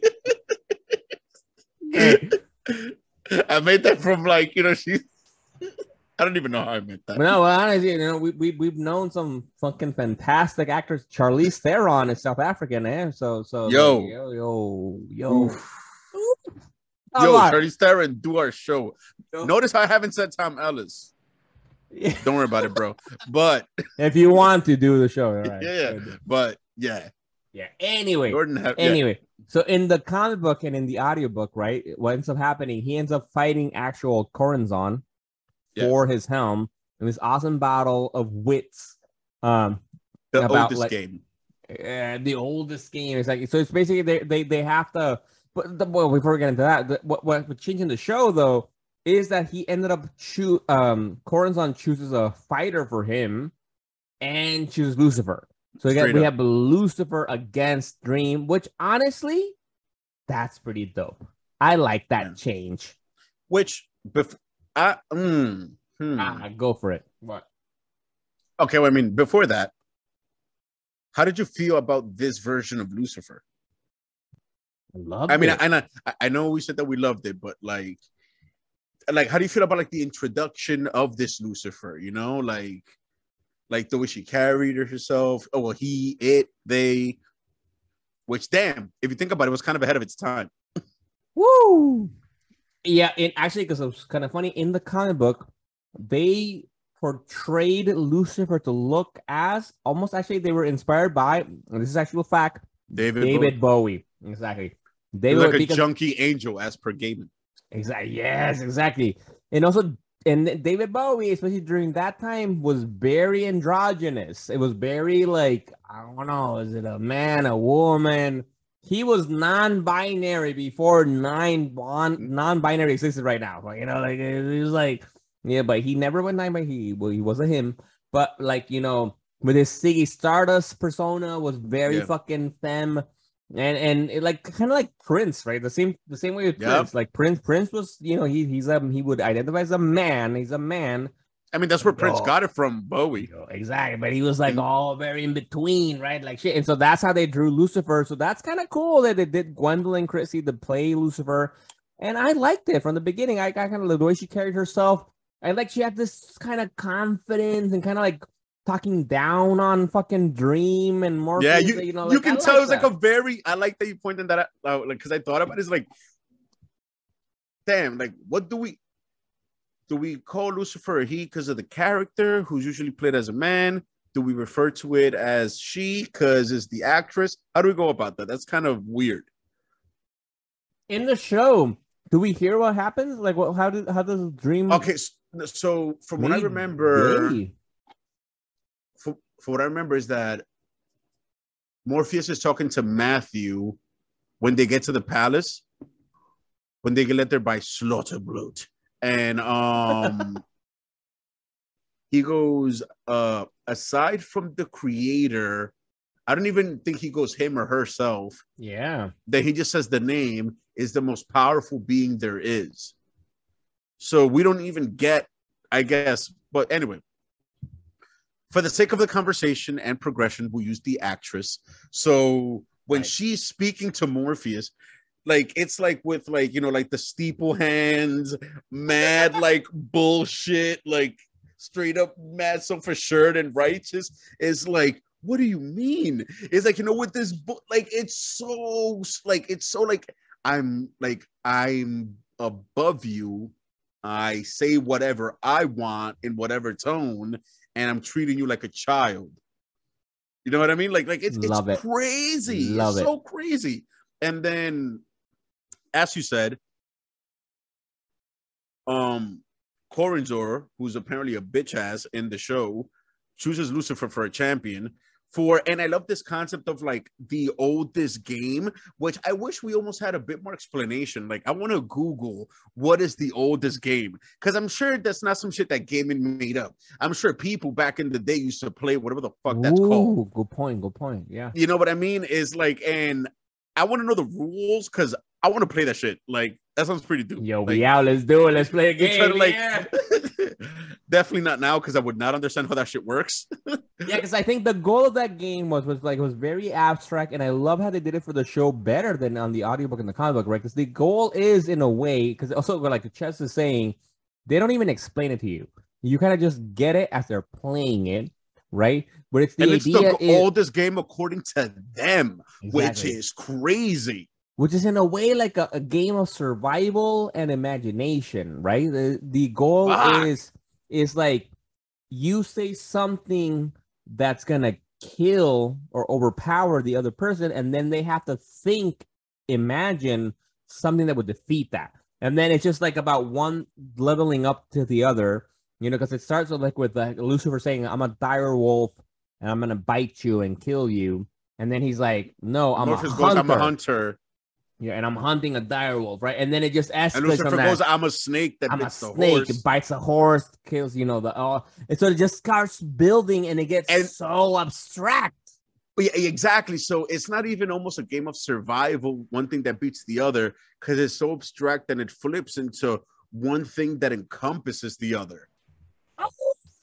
Because because then after the snake that bites the horse, which the players get the attributes of what they're describing, obviously, because they're fucking omni beings, and like if we were to do that, it would happen. No, but what I love about that's actually different from the comic book, no, at least from the audiobook, because like in the audiobook, at least it seemed like, and also in the comic book, they're just saying it. Or in a bar, right? Like on a stage in front of other demons. And there's no repercussion to them. It's like, it's actually a game. Like, it's I forgot about that. Yeah, you're right. I forgot about in the show, it was so much more epic. Like when for instance, like when Dream says like, I'm a hunter and like I'm hunting the dire wolf, like Lucifer gets blasted through the wound, exactly, from an arrow, like. And it's like, oh, it's like it levels it up, like, oh shit, right? Like, and I love that. Which is fucking crazy. Which it kind of even shows how the game flips even more, because as soon as Lucifer says, "I'm a snake that bit the horse," you see that. Wait, what is it? That Morpheus gets poisoned or some shit like that. Yeah, because of that. Yeah, and then. I forgot what Morpheus says he is. I don't remember, yeah. After that, but then I think it goes, I'm a bacterium by Lucifer. Yeah. And then after that, that's when shit flips. Because then you see that Morpheus says, I am a world, which encompasses bacteria. Oh, fuck. And yes. Like, what? You're like, what's happening? That's what I'm like, what the fuck is going on here? Then that's when Lucifer says, I am a nova. world ending, then that's when Morpheus says, I am a universe all encompassing. Then that's when Lucifer says, I am the anti-life, the actual darkness in the universe. And then that's when shit gets beyond abstract, when Morpheus wins by saying, I am hope. Gaming. Damn. Yo, that is beautiful, man. Like, Fuck. yo, I don't know if listeners, watchers can get how epic that was. This is a comic book, man. Like that kind of battle, I can imagine. Despite the crappy art back in '89, that must have been impressive. That would have been like, bro, you're reading Superman, Crisis of Infinite Earth just happened around that time, I think. And yeah, but then you're reading Shakespeare, bro. And then you're reading this shit about like, yo, what? And then it ends with him saying, like, I am a hope. And then, like, in the comic book, it's Corazon. In the show, it's Lucifer going like, how do I defeat hope? What defeats hope? Nothing, man. Like, if you have hope, that's it, right? Like, and it's beautiful. And it's like, oh, they did that. Like, they pulled it off on the show, man. Oh my god. Yeah, and then he goes like, what kills hope?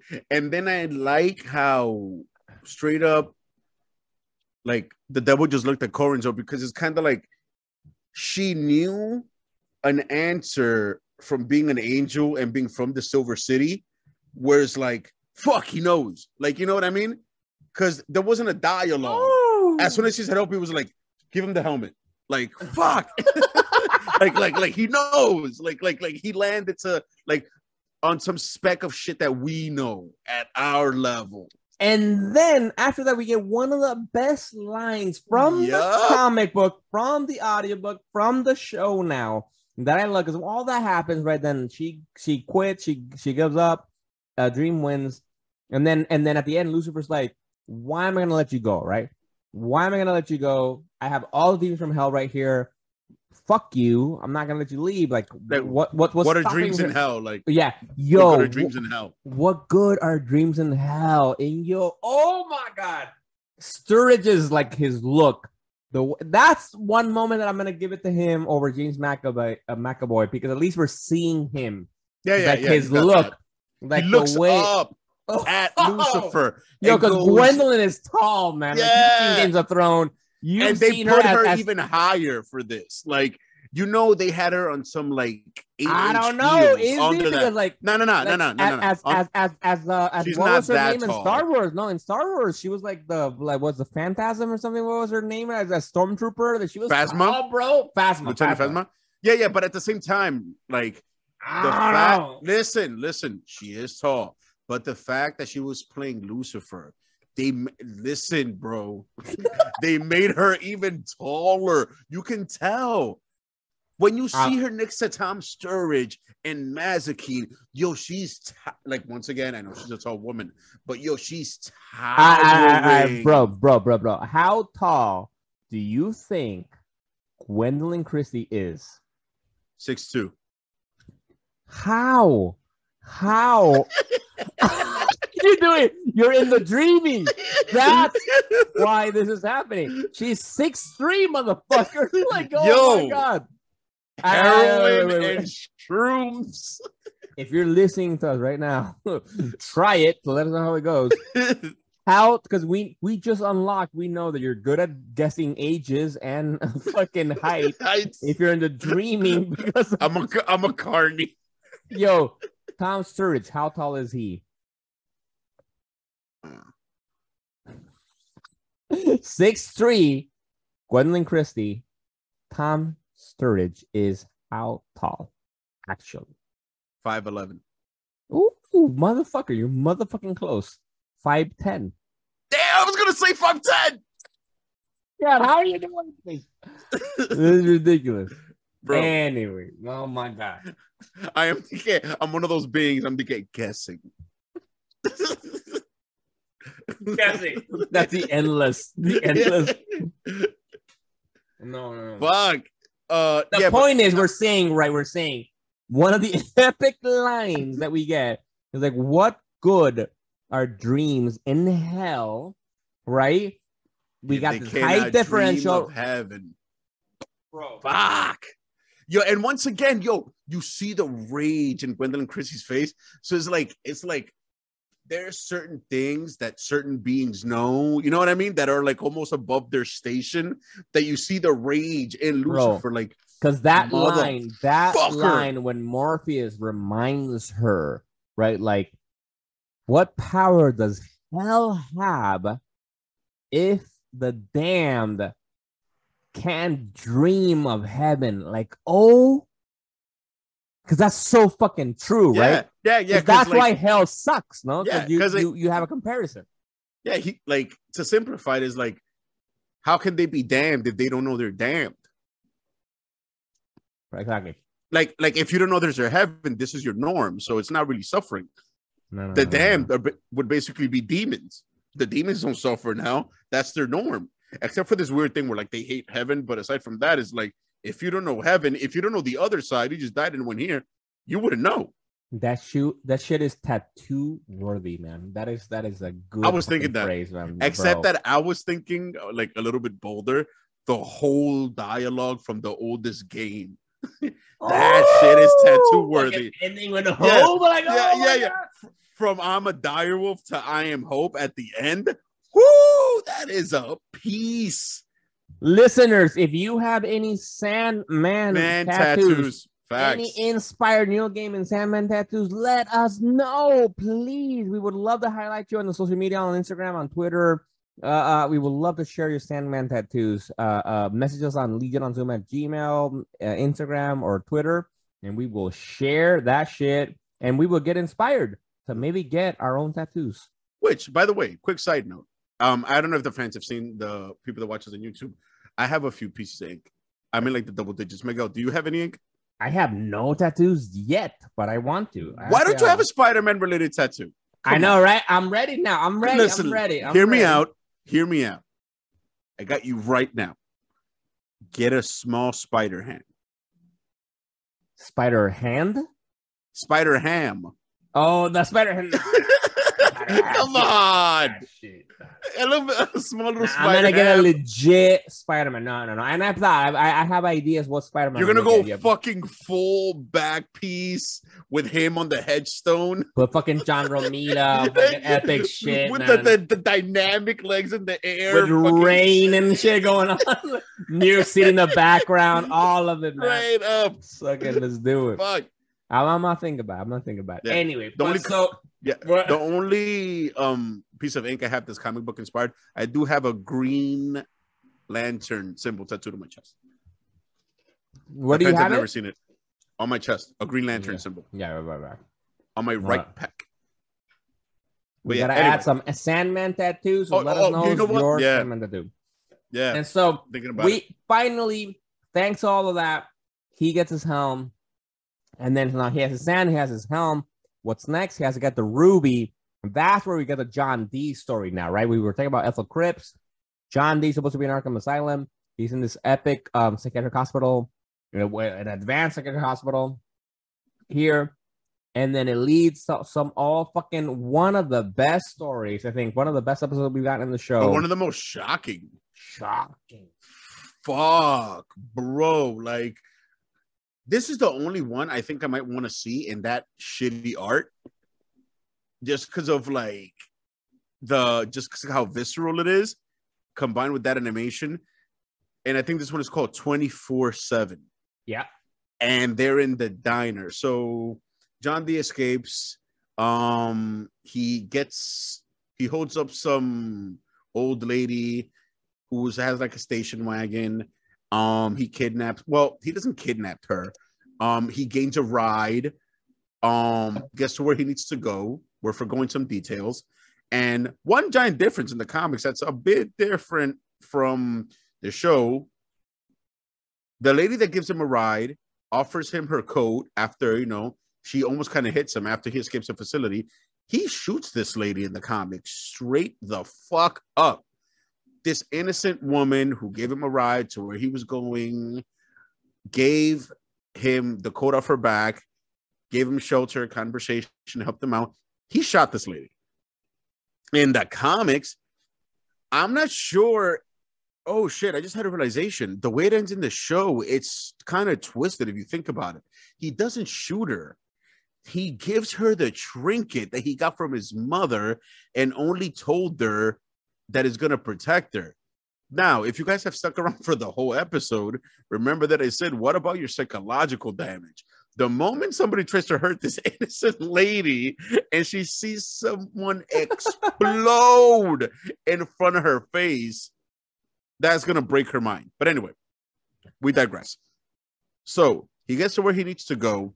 He finally gets to the ruby. Well, but before he gets to the ruby, the Lord Shaper himself, which is one of my favorite nicknames for Morpheus for some reason, gets to the ruby, finds that it's corrupted because of John D, gets blasted back, and he's unconscious on like a different part of the warehouse where it was stored, apparently for storage. And then John D gets there, finds the thing, and just he walks out into the night. Right. And before we continue with that, I think it's important to mention how this is where we have one of the biggest changes from the show to the changing from the comic book to the show that honestly I fucking love. Right, but like you were mentioning right now about the stranger that picked up John D and gave him a ride to where the ruby was and gets up killed. She was played by Sarah Niles, who I fucking love, and I've talked about this before.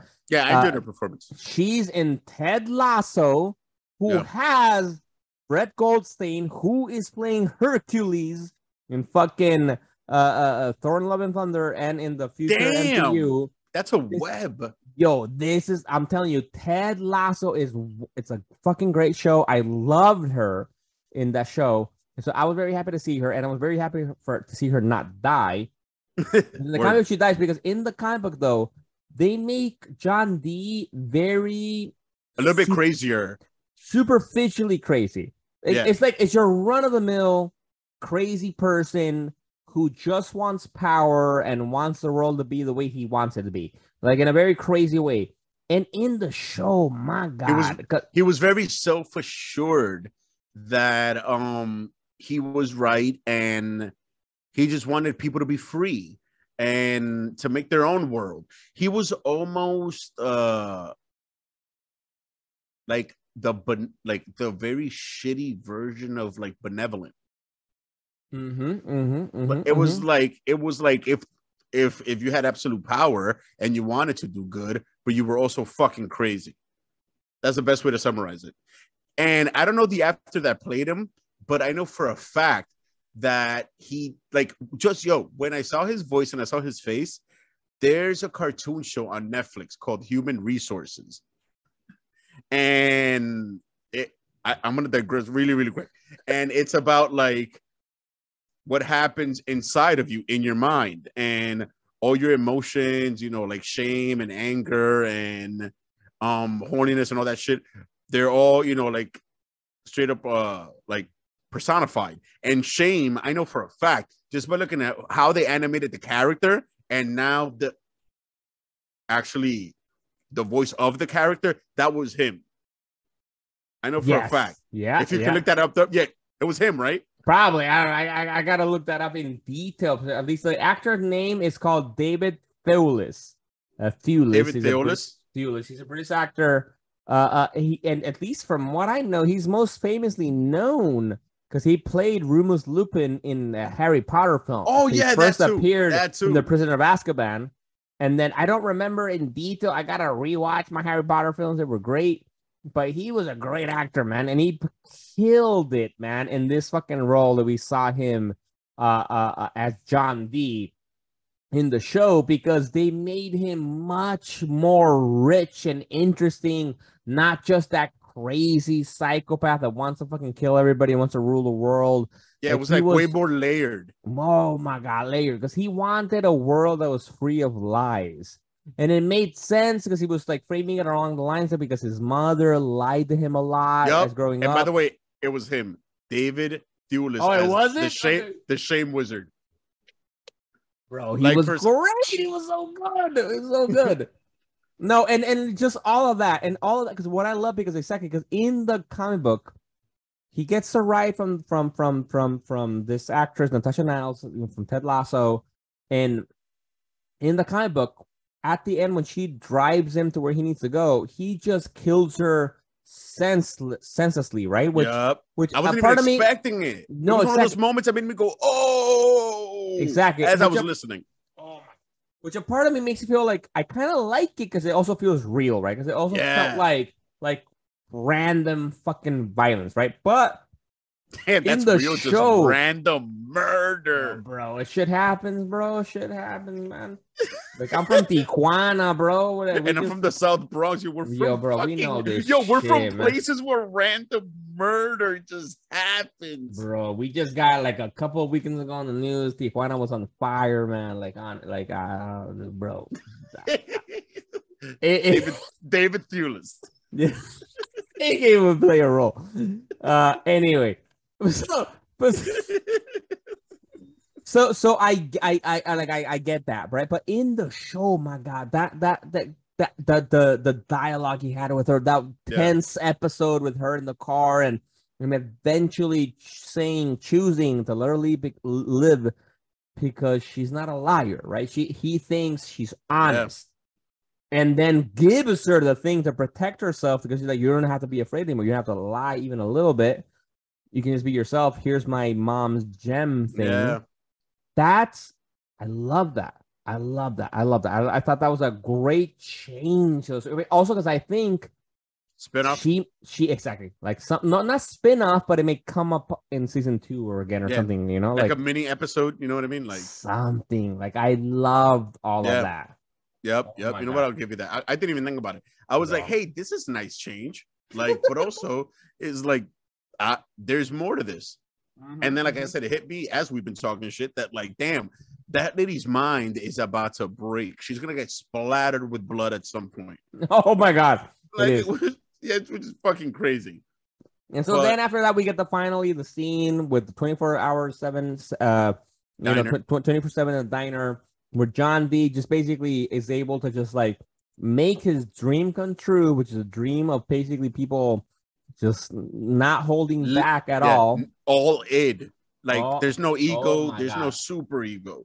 It was basically what would happen in an isolated petri dish of people of like varied, you know, like styles of being, races, orientations, just what would happen?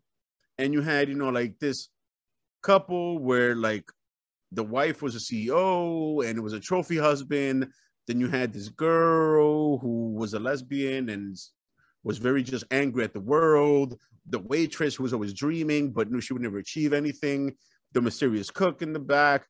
Like, it was like such an array of personalities. And to be honest, I didn't really realize that he was just allowing them to be all id until this conversation. I always wonder, like, what did the Ruby really do? Because, like I said, like, wait, I do want to say, at least for the people listening who may not be psych people who know, Chess is referring to the Freudian divisions of the person, which are, you know, the unconscious and conscious, which is like the ego, which is who you are, super ego, which helps you to control yourself. You would think, you know, neuroscientifically, the frontal lobes who help to limit you and stop you from doing stupid shit. That's what stops you from jerking off in public.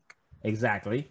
And the id is the pure basic, what you need, what you want, just fucking going at it at all, right? And so the ego controls the id and the super ego, and there's a combination. Yeah. So exactly what Chez is describing is that in this case, everybody's just doing the id, which is just like your base, like you do not hold back. You're just doing basically what you fucking want.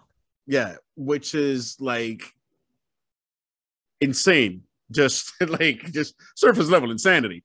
And so you have this large variety of people be all id in an isolated environment for 24 hours. And it literally, and I've been looking for an excuse to use the following phrase my entire life, becomes an orgy of sex and blood. Literally, that's what it becomes. It goes from a group of people having a conversation. So clearly, if the human psyche with a mixed group of people, honestly, any group of people, goes unchecked for 24 hours, it becomes a literal orgy of murder, sex, and blood. I can see that happening. I've been Totally, in meetings totally. that go 30 minutes longer than and I'm like, I'm about to go into an orgy of blood. It's like right now. We out. Something has to happen right This meeting could have been an email as you fuck a decapitated head like that straight up. now. Wow, fucking it. The body like, oh yeah. So that's what this episode is, basically. Yeah. A great episode. Watch it. And the way it was acted out, props to everyone. The shit was disturbing. It has some, like, me being who I am. Listeners, if you've been hearing this show, I have some very high, or how you want to look at it, low bars. And there were moments where I was like, oh shit. Like, what the fuck? We won't get into that. Watch it. Shit gets sick. Shit gets crazy. Sex, blood, orgy. Hashtag. Yeah, then moving forward. So doesn't he actually arrive at the diner eventually? Morpheus. He eventually arrives at the diner, confronts John D. They get into it. They enter the dream realm, so on and so forth. They get into the whole good versus evil fight. Yada yada yada. And also because it gets to that point where they're like, because it's great because Morpheus is like, bro, you're a human. You're not meant to wield that shit. No, that is too much. And he's like, it's poisoning your mind, bro. Like, look at what's happening. Yeah. And then it's not even like you're not worthy on some like shit with Mjolnir. It's like you're not so like. You don't understand. Like, for example, like if John D was worthy of picking up Mjolnir, he'd be Thor. You know what I mean? But it's like that's not meant for your race. Like for your species, for your whole thing, for your whole race. world. Like white people are not supposed to. But like a Latino would have been like, eso no importa. Whatever, like no big deal. Like, fuck up, Morpheus. I got this. Don't worry about it. No. Species. I like that wasn't meant for your species. For your kind. That was wild. Yeah. And so he's trying to be kind of nice to him, to be like, bro, like, and then D is like, well, with the power I have, I can kill you, and I'm gonna be Morpheus, the Lord of Dreams. Fuck you. And then Dream's like, all right, if you want to do that, we gotta fight in my realm, though. Bring it. And then this is epic fight in the dreaming. It differs from the comic book, from the audiobook to the show. But eventually all leads up to basically it's an awesome episode, but fucking obviously Dream wins. And eventually what ends up happening, right? John D crushes the Drooby in his quest for power and ends up releasing all the power within it. Uncorrupted. And then it went into Morpheus. And I like the fact that they even showed like a slight bit of humility from Morpheus, because then, like, I guess because he was in the dreaming already and he got the surge of power, he just became a Titan for like a second and had John D in his hand, which is that iconic panel, which one of the moments they went panel for panel. When, let's jump back to the beginning real quick, when this dude gets free out of the glass egg and they do like the whole portal thing with the hair all the way up, that was just out of the comics. They did a bunch of things that were like panel for panel, which is crazy. So but it also goes to speak how fucking good the original book was on so many levels, except art. It's like the dialogue didn't have to get changed. The scenery, I guess, what would you call it? Like the 2D cinematography didn't have to get changed. You know what I mean? You know what? I would love to see a reboot in comic book format. Like, we get reboots in fucking Didn't TV they do shows. that shit at some point? No, like, no. No? We got a new book. It's still like within the world, like it's a new story. Oh, okay. But we've never gotten like a recreation of the original story. Now we will. I'm down for that. Like, that'd be good. Now we will. By Jim Lee. Yo, imagine. Yo. It's fucking mad epic. Anyway. So I enjoyed the fact that they showed a bit of humility on behalf of Morpheus, because he was like, you broke it. I wouldn't even have thought of that. And that line, for some reason, stuck out to me. The fact that he said that. He could have said some shit like "I am whole, thank you," and then ended shit right there. But Right. like, That he said that you broke the ruby. I wouldn't think of that. Like, that's so odd and peculiar, but for some reason I appreciate it. But yeah, anyway. So then he basically does what's John D again? I forgot that part. Like, what was the punishment? Like, he puts him where? No, which is great. Again, like what you're saying about the humility, like with Endless, kind of like the Endless gets it. Like he's like, you know what? Like, I could punish you, for all the things, but this ruby came to you at no fault of your own. You had you were poisoned by this, corrupted, made go insane from it. So I'm just gonna have you go to sleep, and then basically let him go to sleep. So hopefully, no, I don't think he died. No, I don't think he died. The way I thought about it is like hopefully he can start to heal from this. I think he put him to sleep until he died. Because I think put it like this. He's the one being that can kill you in a way that's pleasant. He can have you waste away in the paradise of your own mind, and you never know. Ever. Like, that's crazy. You know what I mean? Like, if he says like I'll put you to sleep, like, you're gonna sleep until you die, and you won't know. Just like you did with, you know what I'm saying? Like, all right, if people read the comic book and all that kind of stuff, if you know what happens, like with D, he comes back, I don't know. It'd be good to know. Honestly, I don't know. It'd be cool to have him not die, so we can see him come back. But like, that's a potential. But what the point is that after all this, finally, Morpheus gets the helm. He got the sand, the helm, and the fucking ruby, and he is whole. Which is basically, that is actually in the comic books, that is the volume 1. That is volume 1 of the comic books. That's all it is. What they changed was all the things we talked about, and the Corinthians involved in a way in these stories. And then we get volume 2, which is these awesome additional like little stories and a whole other big story. But it's just so fucking good. There is generally so much material, but oddly enough, it's like so he was away for 100 years, volume 1, got all his shit back, and then I'd say next we get one of the most epic things ever: his conversation with his sister, this is the first time we see any of the Endless, right? And mind you, in the show, I mean, obviously in the comics, death is death. She's like as white as paper. In the audio, she's voiced by Kat Dennings, who does a great job. Oh, it's Kat Dennings? Really? Yeah, it's Kat Dennings. Oh shit, she was in the MCU. What was her name? She was the assistant to Jane Foster. Yeah, Jane Foster. Yeah, but she also appeared in Wanda and Vision. Yes, exactly. Yeah. In the show, she's epically played by, once again, she's gorgeous, Kirby something. Let me try to. I forgot. I just remember that like her name is Kirby. I couldn't lose track of that. Kirby Howell Baptiste. Yeah. There you go. Love her. Yeah.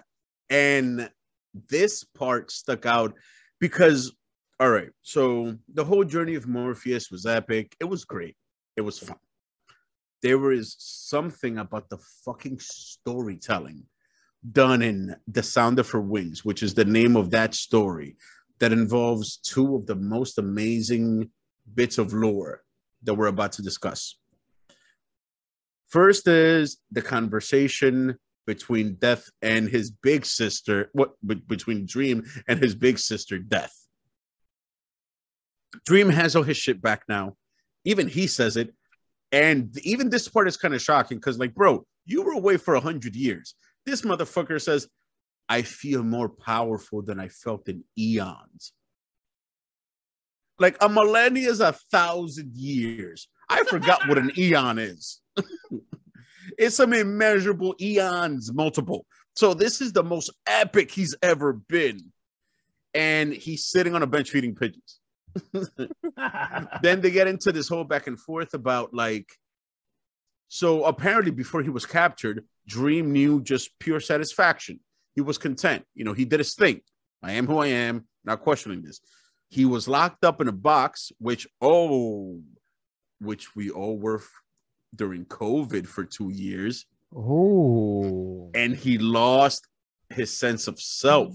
Oh, that's why we loved it, man. We felt fucking seen with this, man. Gaiman started COVID. Anyway, moving on.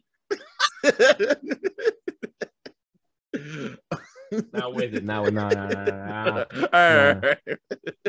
I like Neil Gaiman, but fuck COVID, man. Yo, shit. I hope he did it, man. Shit. But listen, yo, that made us at least a bit more like we understood Dream a little bit more. Think about that for a second. The fuck are you nibbling on? Was that like a raisin?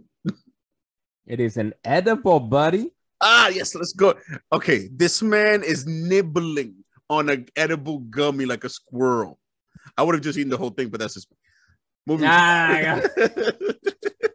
I wanted to call you out on that. He was like doing like a little like nibble, like he was like scraping with his teeth. He was microdosing. It's a Friday night, you know. I'm gonna get a nice little edible to go to sleep later. Come on, like it's Friday night. We're good. This is a good show right now. It's a good episode. I hope everybody right now. There's the moment for you to take your edible. No, you should have taken your edible earlier. You should have taken it at the beginning because at this point would have been hitting by now. Mm-hmm. So yeah. So. Yeah, exactly. So Dream apparently, it's the first time he felt alive was after getting released from the egg, we've come to learn. Like, oh shit, he felt something outside of his function, which it leads to a conversation down the road. So basically what ends up happening is take your little brother to work day, where Dream is bored on the bench. Death straight up hands out a scolding for being like a sorry piece of shit. And she's like, listen, I got work to do. Are you going to stay here or do you want to come? And this is where we learn from that apparently in the family, there's a bit of a schism. Because the way that Death happens to talk about Desire, who we were going to discuss, and Despair, like there's some of them that don't dislike each other. But apparently Dream and Death are close. Probably because if you think about it, just like we had that fucking psychological breakthrough earlier on, it's a thing. Death and Dreams are actually very close. So he follows her through her day while she picks up, I guess, some appointments, for lack of a better term. An old man who's playing an unfinished piece by Schubert on his violin. A kid who got shot in the inner city. I don't think that was in the comics, but that was a cool, like, you know what I mean? I remember that one being part of her route. The kid that was shot on the ground with the backpack in the show. I remember that. Yeah. That was one of her pickups. And then we get to one of the saddest ones. And I was shocked that they showed, I mean, in the comics, what's the official term for it? SIDS? Sudden infant death syndrome? Exactly. Yeah, that is so fucking sad. Yo, they showed so fucking sad. It's so crazy that they took like a dark horse of like straight up medicine that no one likes to discuss even or acknowledge, but it is a thing. Babies just die. That might be one of the darkest sentences I've ever said in my entire life. Yo, sometimes babies just die. Yeah, especially early on in the months. And within the first half year of life, or maybe I think if I remember correctly, within the first year, maybe I obviously I specialize within older age. But yeah, it's one of those things that happens early in life, and it's not known super well what causes it. You know, some people think it's some kind of the craziest part. You know, some kind of like thing, like, you know, they might just asphyxiate and stuff like that, but it's like it's really just called SIDS. Sudden infant death syndrome, and it's obviously devastating.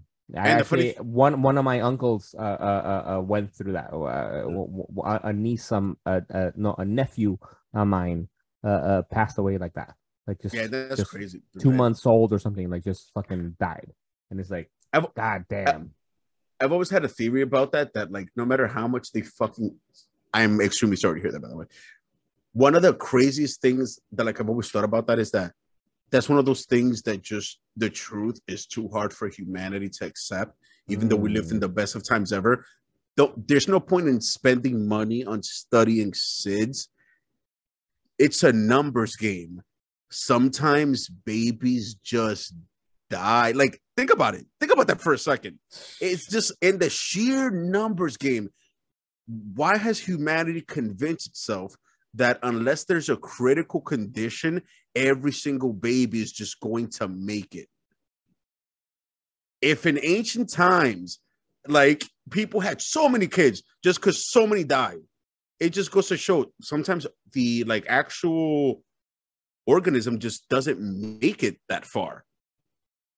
Like it just like it could have been like not obvious, incorrect, like for lack of a better term, you know, like the circuitry wasn't wired right.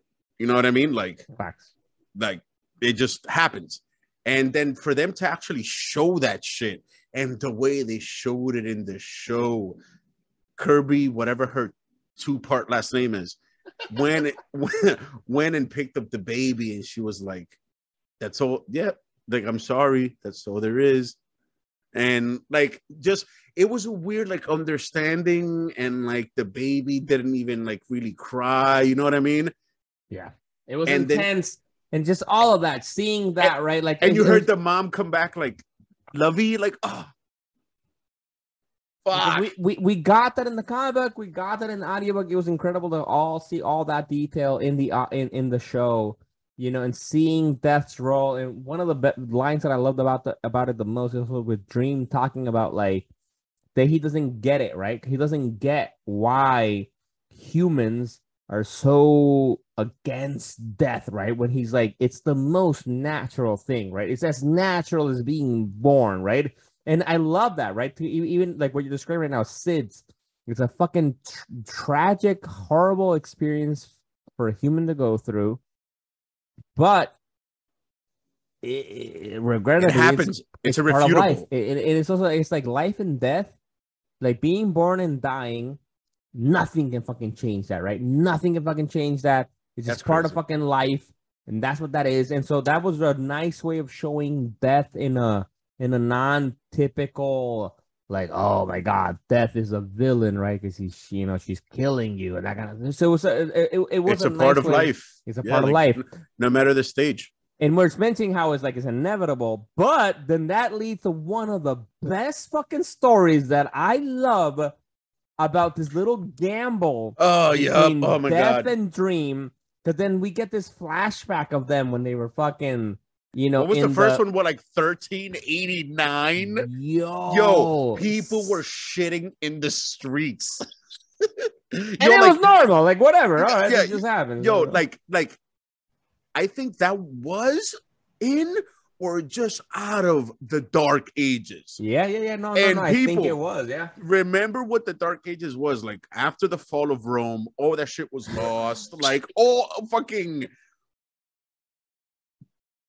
So what we this like, yo, like it's like I like to talk about dark shit, but the Dark Ages, it's some next level shit. Like, people is just disease and no one can read, and like humanity was absolute shit unless you were part of the church. Then you got books and sex boys and raping nuns and orgies and jewelry.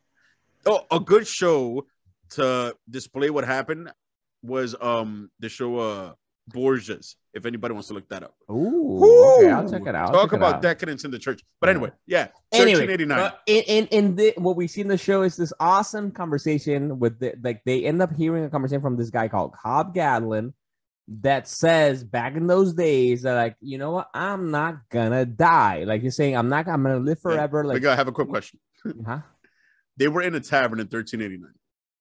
You being the expert drinker that you are as a Mexican, would you have drinking what Hobgoblin was drinking in 1389? 100%. Yes, I Oh, would have. oh. I would have. Even if I would have had one drink, maybe not two, but like I would have had one. For science. Yeah, for science, of course. Okay, fair enough. No, I wouldn't. And so what's cool about that scene is that then Death is like, challenges Dream about that, and so then they're like, all right, that's like, all right, I'll let him never die. And Dream's like, assuming he's gonna want to kill himself like in 100 years. And they make that gamut. What's beautiful is that the Dream dialogue presents himself to him and tells him, all right, you don't want to die, you're not gonna die. And tells him, I'll see you here at this tavern in 100 years. Beautiful. And what I love about, because then we get the story of basically, not to go into all the detail, fucking read the book, listen to the audiobook. Condition.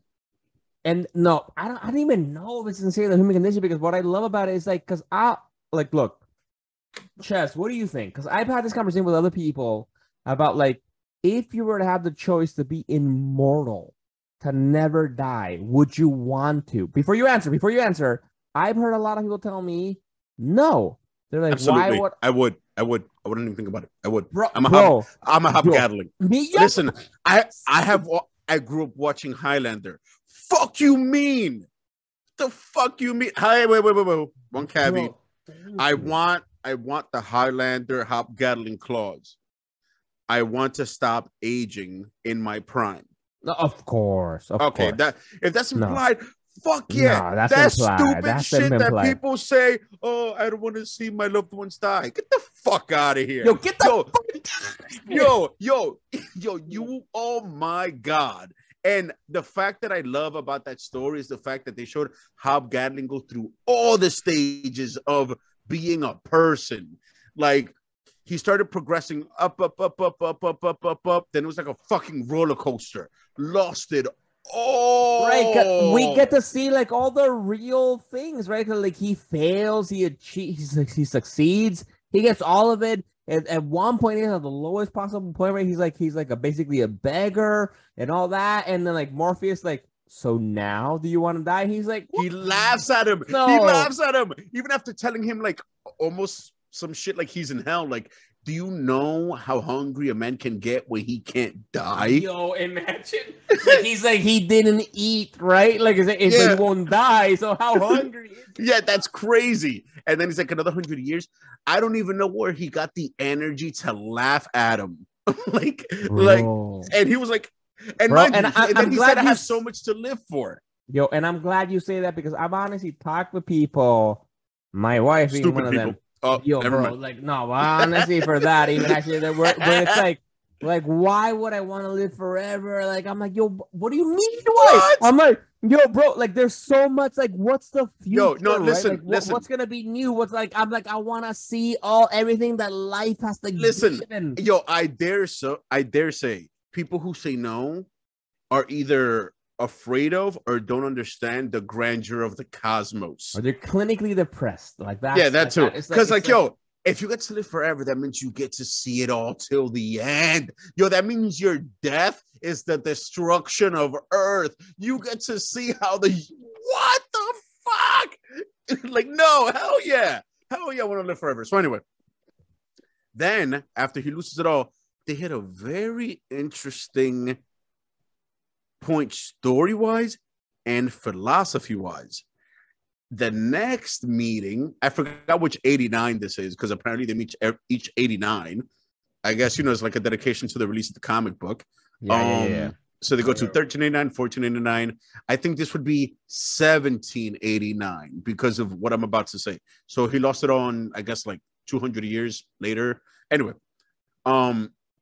apparently Hobgoblin, as a white man with experience and a strong business acumen, has decided to enter in 1789 the slave trade. Right. This, I was like, when I heard this shit in the comic books, I caught chills. I'm like, this is some of the best storytelling I've ever heard. They didn't shy away from the bullshit. They even say, like, they'll bring a boat over full of Negroes. I'm like, whoa, Gaiman, damn, you're a fucking artiste. Fuck. Because what precedes is Dream gets offended.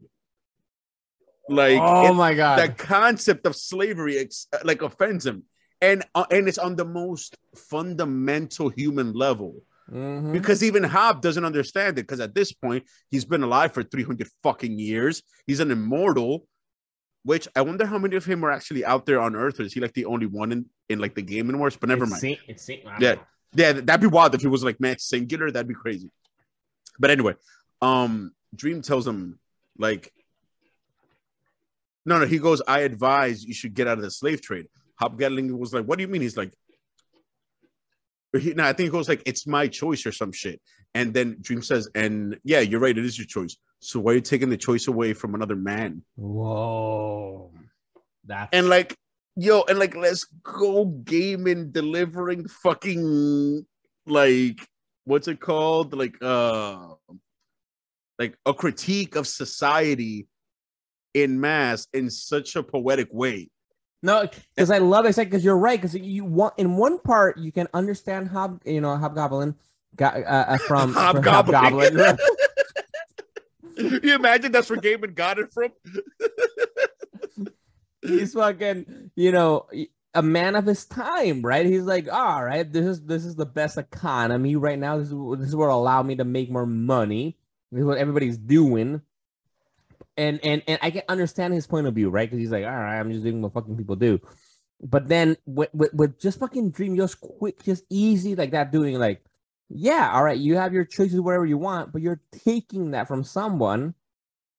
Like, how is that okay? And then just seeing him go, like, especially with somebody like him who's immortal, right? It goes like, that's a good point, right? Like probably, well, all right, and beautiful. That's beautiful. All I don't know, right? It's like that's why, like, dude, maybe if everybody were immortal, like you. And mind you, like what bugs me out is the fact that it seemed obvious to one of the Endless, right? I love because they're based on humans being humans. Slaves weren't allowed to be human. So if you think about it, the act of slavery itself depowers the Endless. It dehumanizes people. Yeah. Yeah. So it was like, yo, like, me and my sister give you immortality, and down the road you choose to take life away from others. Like, what the fuck? Like, are you retarded? Like, what are you doing? All right, man. That was great. And so just before we wrap up, because I know we've been long with it. We love fucking Sandman. This has been great. Obviously, the point of all this story was great. Besides, highlighting this, all these awesome humanity type stories that we're describing, the human condition stories from Hobgoblin. So many, so good. From Hobgoblin from Spider-Man. which on the low, that is also a human story.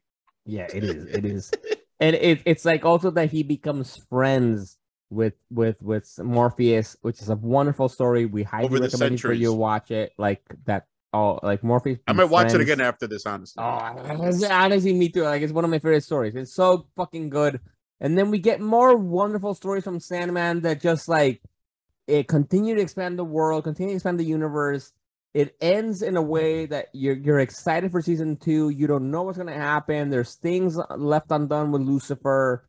We don't know what's gonna happen there. And one of the biggest things that we get excited about is that we get the introduction of Desire, which is one of the sexiest human beings on the fucking planet, by Mason Alexander Park. You don't have to look it up.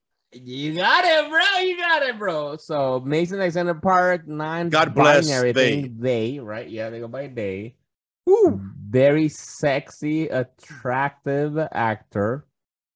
And they play Desire.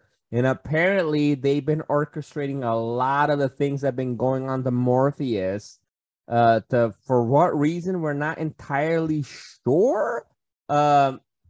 But it's kind of left ambiguously. Morpheus confronts Desire finally, and it seems like Desire's not gonna give up. We also get to meet Desire's twin, which is Despair. Which in itself is a message of the fact that Despair and Desire are twins. Damn it, Gaiman! You're fucking nonsense. Too much. and it's just wonderful, and it's like what's happening, what's going on, the endless, all these little fucking stories. We've talked about Nada, and when hell, that's a whole other thing. We've talked a little bit about when we mentioned about Rose Walker and other characters in that story.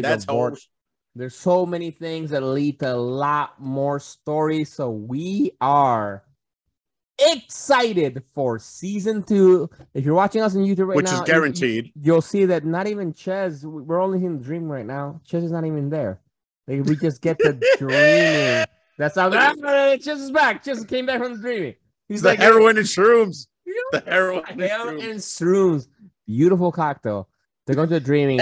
And with that being said, I think we gotta give a review. We gotta rate this shit.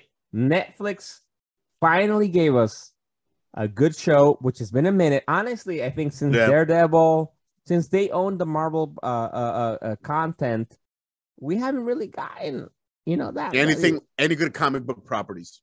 Yeah, we talked about even comic book and anime, right? From Cowboy Bebop and fucking even their like attempt at Death Note and anime and all. I don't know. I guess it's not that good. Which had William Dafoe. Shit. Oh. Motherfucker passed on the Joker, which I'm sure at some point he was offered that, and took the Death Demon. Oh my god. Anyway, and let's not talk about that. Let's rate this. All right, so we're gonna rate this. This is gonna be a 2-person rating for the LoZ because we don't got Rod right here. But so between to drag the rating down, because Rod apparently didn't like it. Was not a fan. Did. But all right, so Ches, ¿qué pasó? Rating, ¿qué pedo? Bringing in the things that I didn't like, 8.75. 8.75. All right. That's the rating machine. Calculating. I'm gonna give it. The ratings machine did mad shit to calculate 8. That's something I told it. Fucking we're working off a fucking old ass Microsoft 94. Okay. Whatever. Microsoft 94. That shit is a bootleg Windows 95. Microsoft 94. Whatever it fucking was when we were kids. I don't know. Damn. I'm honestly, I don't know if I want to be as nuanced as you. You know what? I'm gonna be brave. And I'm gonna give it a 9. Fair enough. Because I'm noticing, honestly, like the highest stuff I rated was I gave como se dice, a 9 to Peacemaker. I don't know why you gave that. You gave it an 8, solid 8. Yeah, I gave it a 9. No, you're right. I love it how over time I become more consistent than you. Because I'm learning. I'm getting a little bit. It's like the boys though. That was my highest. I gave boys a 10. What I give the boys a 9, right? A 9, bro. See? So I think all of them you gave 8, 7.5. I gave it a 9, man, which brings us to our total 8.9. Just to 8.9. And I guessed. I like it because you're in the dreaming, bro. The heroin, the fucking shrooms. Yeah. We're good. Now, all right. 8.9 LoZ approved. Go watch it. Go read it. Go listen to it. Oh my god, it's in so all mediums. Fucking good, man. Do it all at once. Play the show while you're listening to the audiobook and reading the comic. Oh my god! If there was anything we left out, because we talked about a lot, but it's like it's the show is too much. If there's anything we left out you'd like for us to mention, hit us up on Instagram, on Twitter, on an email, Legion on Zoom, Gmail, Instagram, Twitter, and Smoke Signal. Exactly. Pigeons. Smoke signals, pigeons. We do pigeons very well. Uh, and we'd love to fucking share your thoughts and talk Facts. about it more on social media or in a future episode. So let us know. Thank you for listening and watching Word. for the Legion on Laters. Zoom. This is Ches. Yo, this is Miguel. Deuces. Peace.